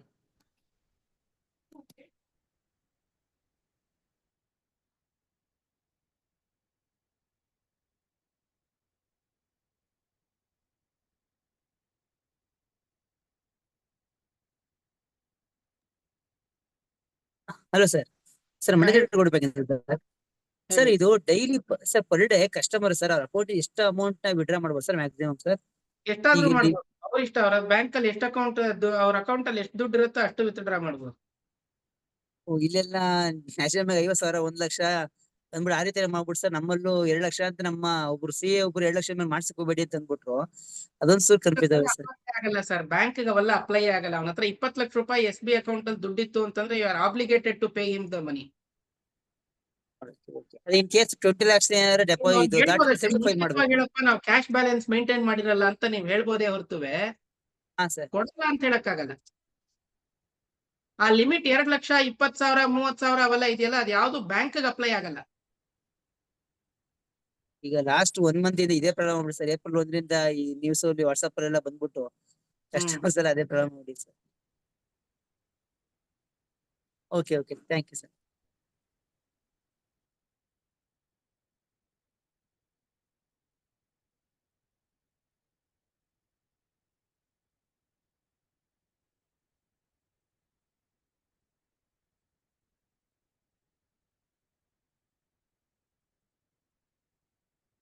ಇನ್ನೇನು ಡೌಟ್ ಇಲ್ವಾ?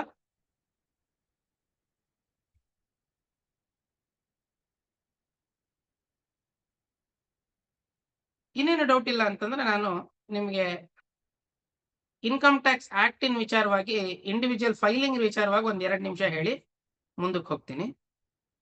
ಈಗ ನೋಡಿ,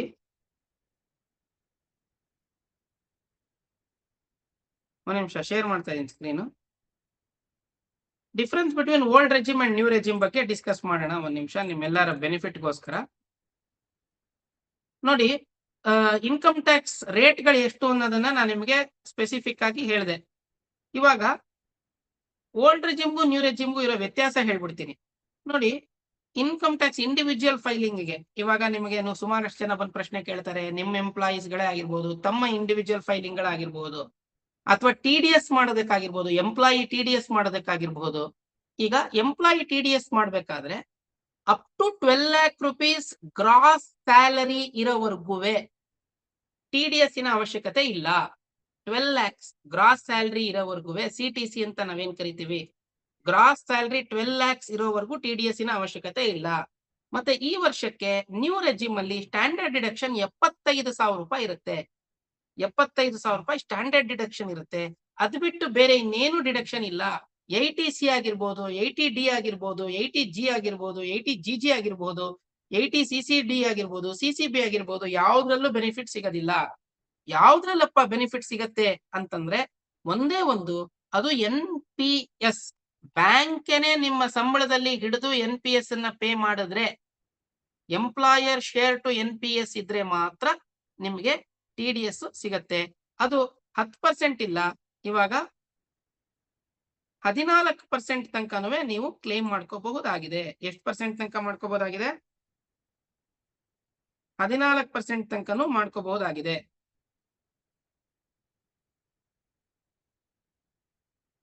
$14 ಆಫ್ ದಿ ಬೇಸಿಕ್ ಸ್ಯಾಲರಿ ತನಕನೂ ನೀವು ಅದಕ್ಕೆ TDS ನ ಮಾಡ್ಕೊಳ್ಳುವಂತಹ ಅವಶ್ಯಕತೆ, TDS ನ ಮಾಡುವಂತಹ ಅವಶ್ಯಕತೆ ಬರೋದಿಲ್ಲ. So 14% of NPS is A great. ಇದು ನೀವು NPS ಅನ್ನ ನಿಮ್ಮ ಸಂಸ್ಥೆ ಮುಖಾಂತರ ಪ್ರಮೋಟ್ ಮಾಡುವಂತದ್ದು for the employees is very good. NPS ನ ಪ್ರಮೋಟ್ ಮಾಡೋದು ನಿಮ್ಮ ಎಂಪ್ಲಾಯೀಸ್ ಗಳಿಗೆ ಬ್ಯಾಂಕ್ ಕಾಂಟ್ರಿಬ್ಯೂಷನ್ ಮಾಡುವಂತದ್ದು. ಅದು ನಿಮ್ ಸ್ಯಾಲರಿಯಿಂದಾನೇ ಕಾಂಟ್ರಿಬ್ಯೂಟ್ ಮಾಡಿದ್ರು ಅದಕ್ಕೆ ಟ್ಯಾಕ್ಸಬಲ್ ಇರೋದಿಲ್ಲ. ಸೊ ಅದು ಉತ್ತಮ ಆಗುತ್ತೆ. ಆಯ್ತಾ? ಅದು ಬಿಟ್ರೆ ನಿಮ್ಗೆ ಬೇರೆ ಇನ್ನೇನುವೆ ಟ್ಯಾಕ್ಸಬಲ್ ಟ್ಯಾಕ್ಸ್ ಡಿಡಕ್ಷನ್ ಆಗ್ಲಿ ಎಕ್ಸಂಪ್ಷನ್ ಆಗ್ಲಿ individual filing of income tax returns ಅಲ್ಲಿ ಸಿಗೋದಿಲ್ಲ. ಮತ್ತೆ ನಮ್ಗೆಲ್ರಿಗೂ ಇವಾಗ ಗೊತ್ತಿರೋ ಹಾಗೇನೆ ಕ್ಯಾಪಿಟಲ್ ಗೇನ್ಸ್ ಅಲ್ಲೂ ನಮಗೆ ವ್ಯತ್ಯಾಸ ಆಗಿದೆ. ಏನ್ ಕ್ಯಾಪಿಟಲ್ ಗೇನ್ಸ್ ಅಲ್ಲಿ ವ್ಯತ್ಯಾಸ ಆಗಿದೆ ಅಂತಂದ್ರೆ, ಫ್ರಮ್ 23rd June 2024 ಎಲ್ಲಾ ಲಾಂಗ್ ಟರ್ಮ್ ಕ್ಯಾಪಿಟಲ್ ಅಸೆಟ್ಸ್ಗೆ 12.5% ಟ್ಯಾಕ್ಸ್ ಆಗತ್ತೆ. 12.5% ಟ್ಯಾಕ್ಸ್ ಆಗತ್ತೆ. ಓಕೆನಾ? ಮೊದಲು ಅದು ಲಿಸ್ಟೆಡ್ ಸೆಕ್ಯೂರಿಟೀಸ್ ಅಂತಂದ್ರೆ 10% ಇತ್ತು, ಇವಾಗ 12.5 ಆಗಿದೆ. ಮೊದಲು ಬೇರೆ ಅಸೆಟ್ಸ್ಗೆ 20% ವಿತ್ ಇಂಡೆಕ್ಸೇಷನ್ ಬೆನಿಫಿಟ್ ಇತ್ತು, ಈಗ ವಿತೌಟ್ ಇಂಡೆಕ್ಸೇಷನ್ ಬೆನಿಫಿಟ್ 12.5% ಆಗಿದೆ. ಅದರ್ ಅಸೆಟ್ಸ್ ಅಂದ್ರೆ ಲ್ಯಾಂಡ್ ಆಗಿರ್ಬೋದು, ಬಿಲ್ಡಿಂಗ್ ಆಗಿರ್ಬೋದು, ಮತ್ತೊಂದಾಗಿರ್ಬೋದು. Apart from listed securities, if you have any long term capital asset and gain from such long term capital asset will be taxed at 12.5% without indexation benefit. With indexation benefit continue to be 20%.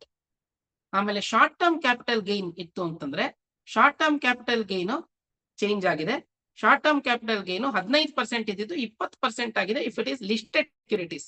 If it is listed securities, ನೀವು stock exchange ಅಲ್ಲಿ list ಆಗಿರುವಂತಹ securities ನ short term ಅಲ್ಲಿ ಮಾರ್ಬಿಟ್ರೆ ಅದು 20% ಆಗಿದೆ. ಅದು term ಆಗಿತ್ತು ಅಂತಂದ್ರೆ ನೀವು ಯಾವ ಇನ್ಕಮ್ ಟ್ಯಾಕ್ಸ್ ರೇಟ್ ಅಲ್ಲಿ ಇರ್ತೀರೋ ಆ ಸಮಯದಲ್ಲಿ ಅದು ಟ್ಯಾಕ್ಸ್ ಆಗತ್ತೆ. ಇದಿಷ್ಟುವೆ ಇನ್ಕಮ್ ಟ್ಯಾಕ್ಸ್ ಇಂಡಿವಿಜುವಲ್ ಫೈಲಿಂಗ್ ಅಲ್ಲಿ ಆಗಿರುವಂತಹ ಬದಲಾವಣೆಗಳು. ಗಮನದಲ್ಲಿ ಇಟ್ಕೊಳ್ಳುವಂಥದ್ದು ಮುಖ್ಯ. From your income tax filing as well as deducting the TDS from employees salary. ಇದರಲ್ಲಿ ಏನಾದ್ರು ಪ್ರಶ್ನೆ ಇದ್ರೆ ಕೇಳಬಹುದು.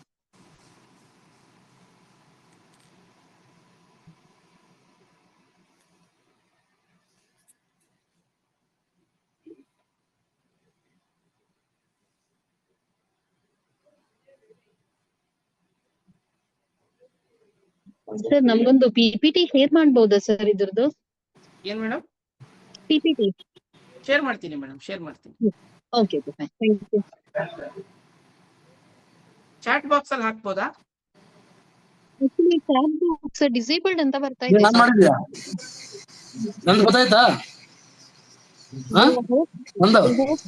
The host has disabled group chat ಅಂತ ಇದೆ.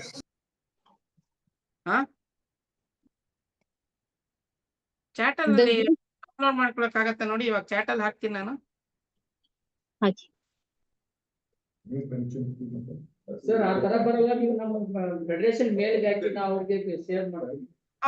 ಫೆಡರೇಷನ್ ಮೇಲ್ಗಂತೂ ಹಾಕ್ತೀನಿ. ಹೌದಾ? Okay sir, okay fine, thank you.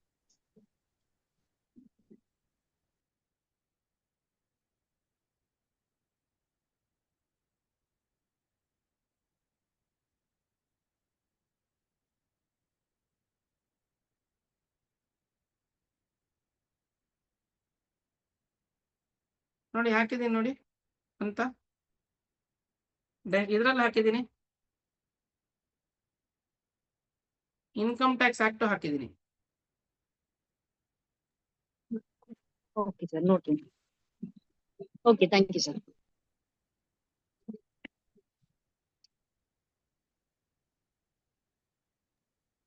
ಆಮೇಲೆ ರೆಡಿ ರೆಕ್ನರ್ ಇದೆ. ಆ ರೆಡಿ ರೆಕ್ನರ್ ಒಂದು ನಿಮ್ಗೆ ಫಾರ್ಮ್ಸ್ ಗಳಿಗೆ ಒಂದು ರೆಡಿ ರೆಕ್ನರ್ ಇದೆ. ಆ ರೆಡಿ ರೆಕ್ನರ್ ನೀವು ನೋಡಬಹುದಾಗಿದೆ. ಒಂದ್ ನಿಮಿಷ ನೋಡ್ತೀನಿ.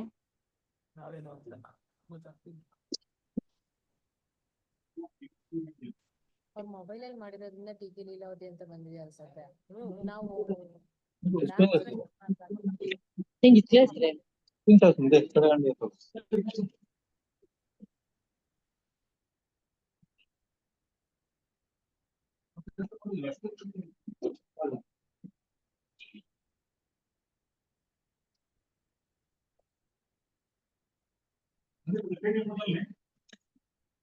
ಫಾರ್ಮ್ಸ್ ಕಳಿಸ್ತೀನಿ ನಾನು. ಇನ್ನೇನಾದ್ರೂ ಇದ್ರೆ ಹೇಳ್ಬೋದು, ಇಲ್ಲ ಅಂತಂದ್ರೆ ನಾನು ಈ ಸೆಷನ್ಗೆ ತಮ್ಮೆಲ್ರಿಗೂ ಧನ್ಯವಾದಗಳನ್ನ.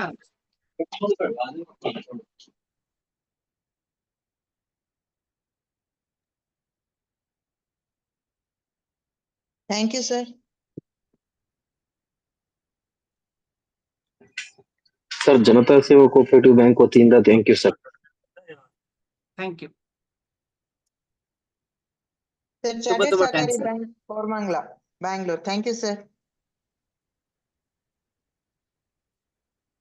Thank you madam.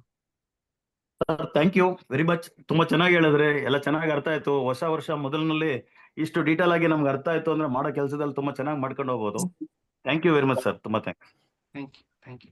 ನಿಮ್ಮ ಕಾಂಟ್ಯಾಕ್ಟ್ ನಂಬರ್ ಏನಾದ್ರು ಶೇರ್ ಮಾಡಿದ್ರೆ ಸರ್, ಏನಾದ್ರು ಡೌಟ್ ಇದ್ದಾಗ ಫ್ಯೂಚರ್ ಅಲ್ಲಿ ಫೋನ್ ಮಾಡಬಹುದು ಅನ್ನೋದಾದ್ರೆ ಕೊಡಿ ಸರ್ ದಯವಿಟ್ಟು. ಆಯ್ತು, ಕಾಂಟ್ಯಾಕ್ಟ್ ನಂಬರ್ ಅನ್ನು share ಮಾಡ್ತೀನಿ.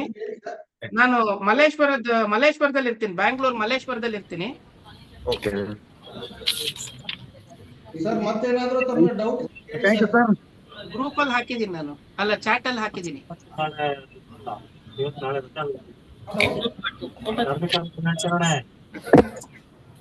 ಸರ್ ಮತ್ತೇನಾದ್ರೂ ತಮ್ಮ ಡೌಟ್ಸ್ ಇದ್ರೆ ಕೇಳಿ ಸರ್. ಅನಿಲ್ ಸರ್ ಅವರೇ.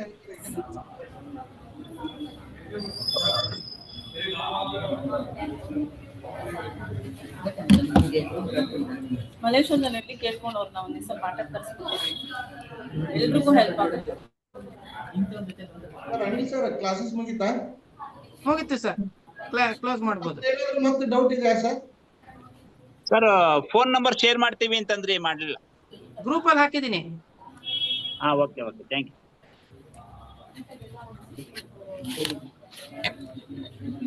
ಸರ್ ಹಲೋ ಹಲೋ ಸರ್, ಸಾಕಷ್ಟು ಗೊಂದಲಗಳಿತ್ತು. ನಮ್ಮ ಡೌಟ್ಸ್ ಎಲ್ಲ ತುಂಬಾ ಕ್ಲಿಯರ್ ಮಾಡಿದೀರಾ. Thank you very much sir. ಧನ್ಯವಾದಗಳು. Thank you sir, thank you. Thank you sir, thank you so much. Latest amendment income tax ಬಗ್ಗೆ ಹೇಳಿದ್ರು. ಎಲ್ಲರಿಗೂ ಭಾಗವಹಿಸಿಗೆ ತುಂಬಾ ಧನ್ಯವಾದಗಳು. ಇಂದಿನ ಕ್ಲಾಸಸ್ ಮುಗಿಸ್ತಾ ಇದೆ ಸರ್. ಕಂಡಕ್ಟ್ ಮಾಡಿದ ಫೆಡರೇಷನ್. ಹಲೋ ಹೇಳಿ ಹೇಳಿ.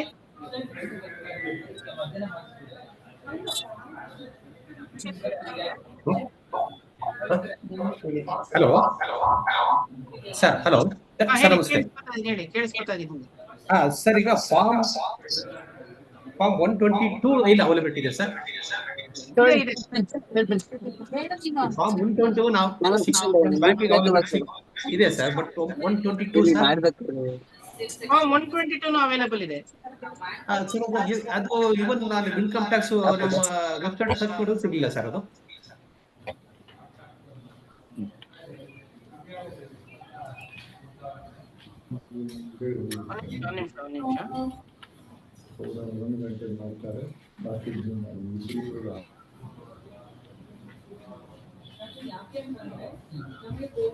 Hello Anil sir. ಹಲೋ ಹೇಳಿ ಸರ್, ಬೆಳಗಾವಿ ಬಸವೇಶ್ವರ ಬ್ಯಾಂಕ್ ಇಂದ ಮಾತಾಡೋದು ಸರ್. ಈಗ ನಾವು ಬೇರೆ ಒಂದು ಸೆಮಿನಾರ್ ಅಲ್ಲಿ ಕೇಳಿದ್ವಿ, ಬರೀ ಫಾರ್ಮ್ ನಂಬರ್ 121 ಮಾತ್ರ ಇದೆ ಅಂತ. ಹೌದೌದು, 122 ಇಲ್ಲ, ಕ್ಷಮಿಸಿ. ಹಾ, ಫಾರ್ ಸೀನಿಯರ್ಗೂ ಎಲ್ಲರಿಗೂ ಒಂದೇ 122 they have done away with. ಮೊದಲು ಇರ್ತೀವಿ 122 ಅಂತ ಹೇಳಿದ್ರು, ಇವಾಗ 122 ದೇ ಹ್ಯಾವ್ ರಿಮೂವ್ಡ್ ಇಟ್. ಬರೀ 121 ಮಾತ್ರ. ಸೊ ಎಲ್ಲರಿಗೂ 121 ಮಾತ್ರ ಅಲ್ಲ? 121 ಏನೆ. ಹಾ okay sir, thank you sir.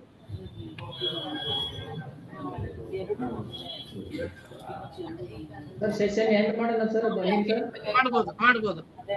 ಹಾ ಸರ್, ಥ್ಯಾಂಕ್ ಯು ಸರ್.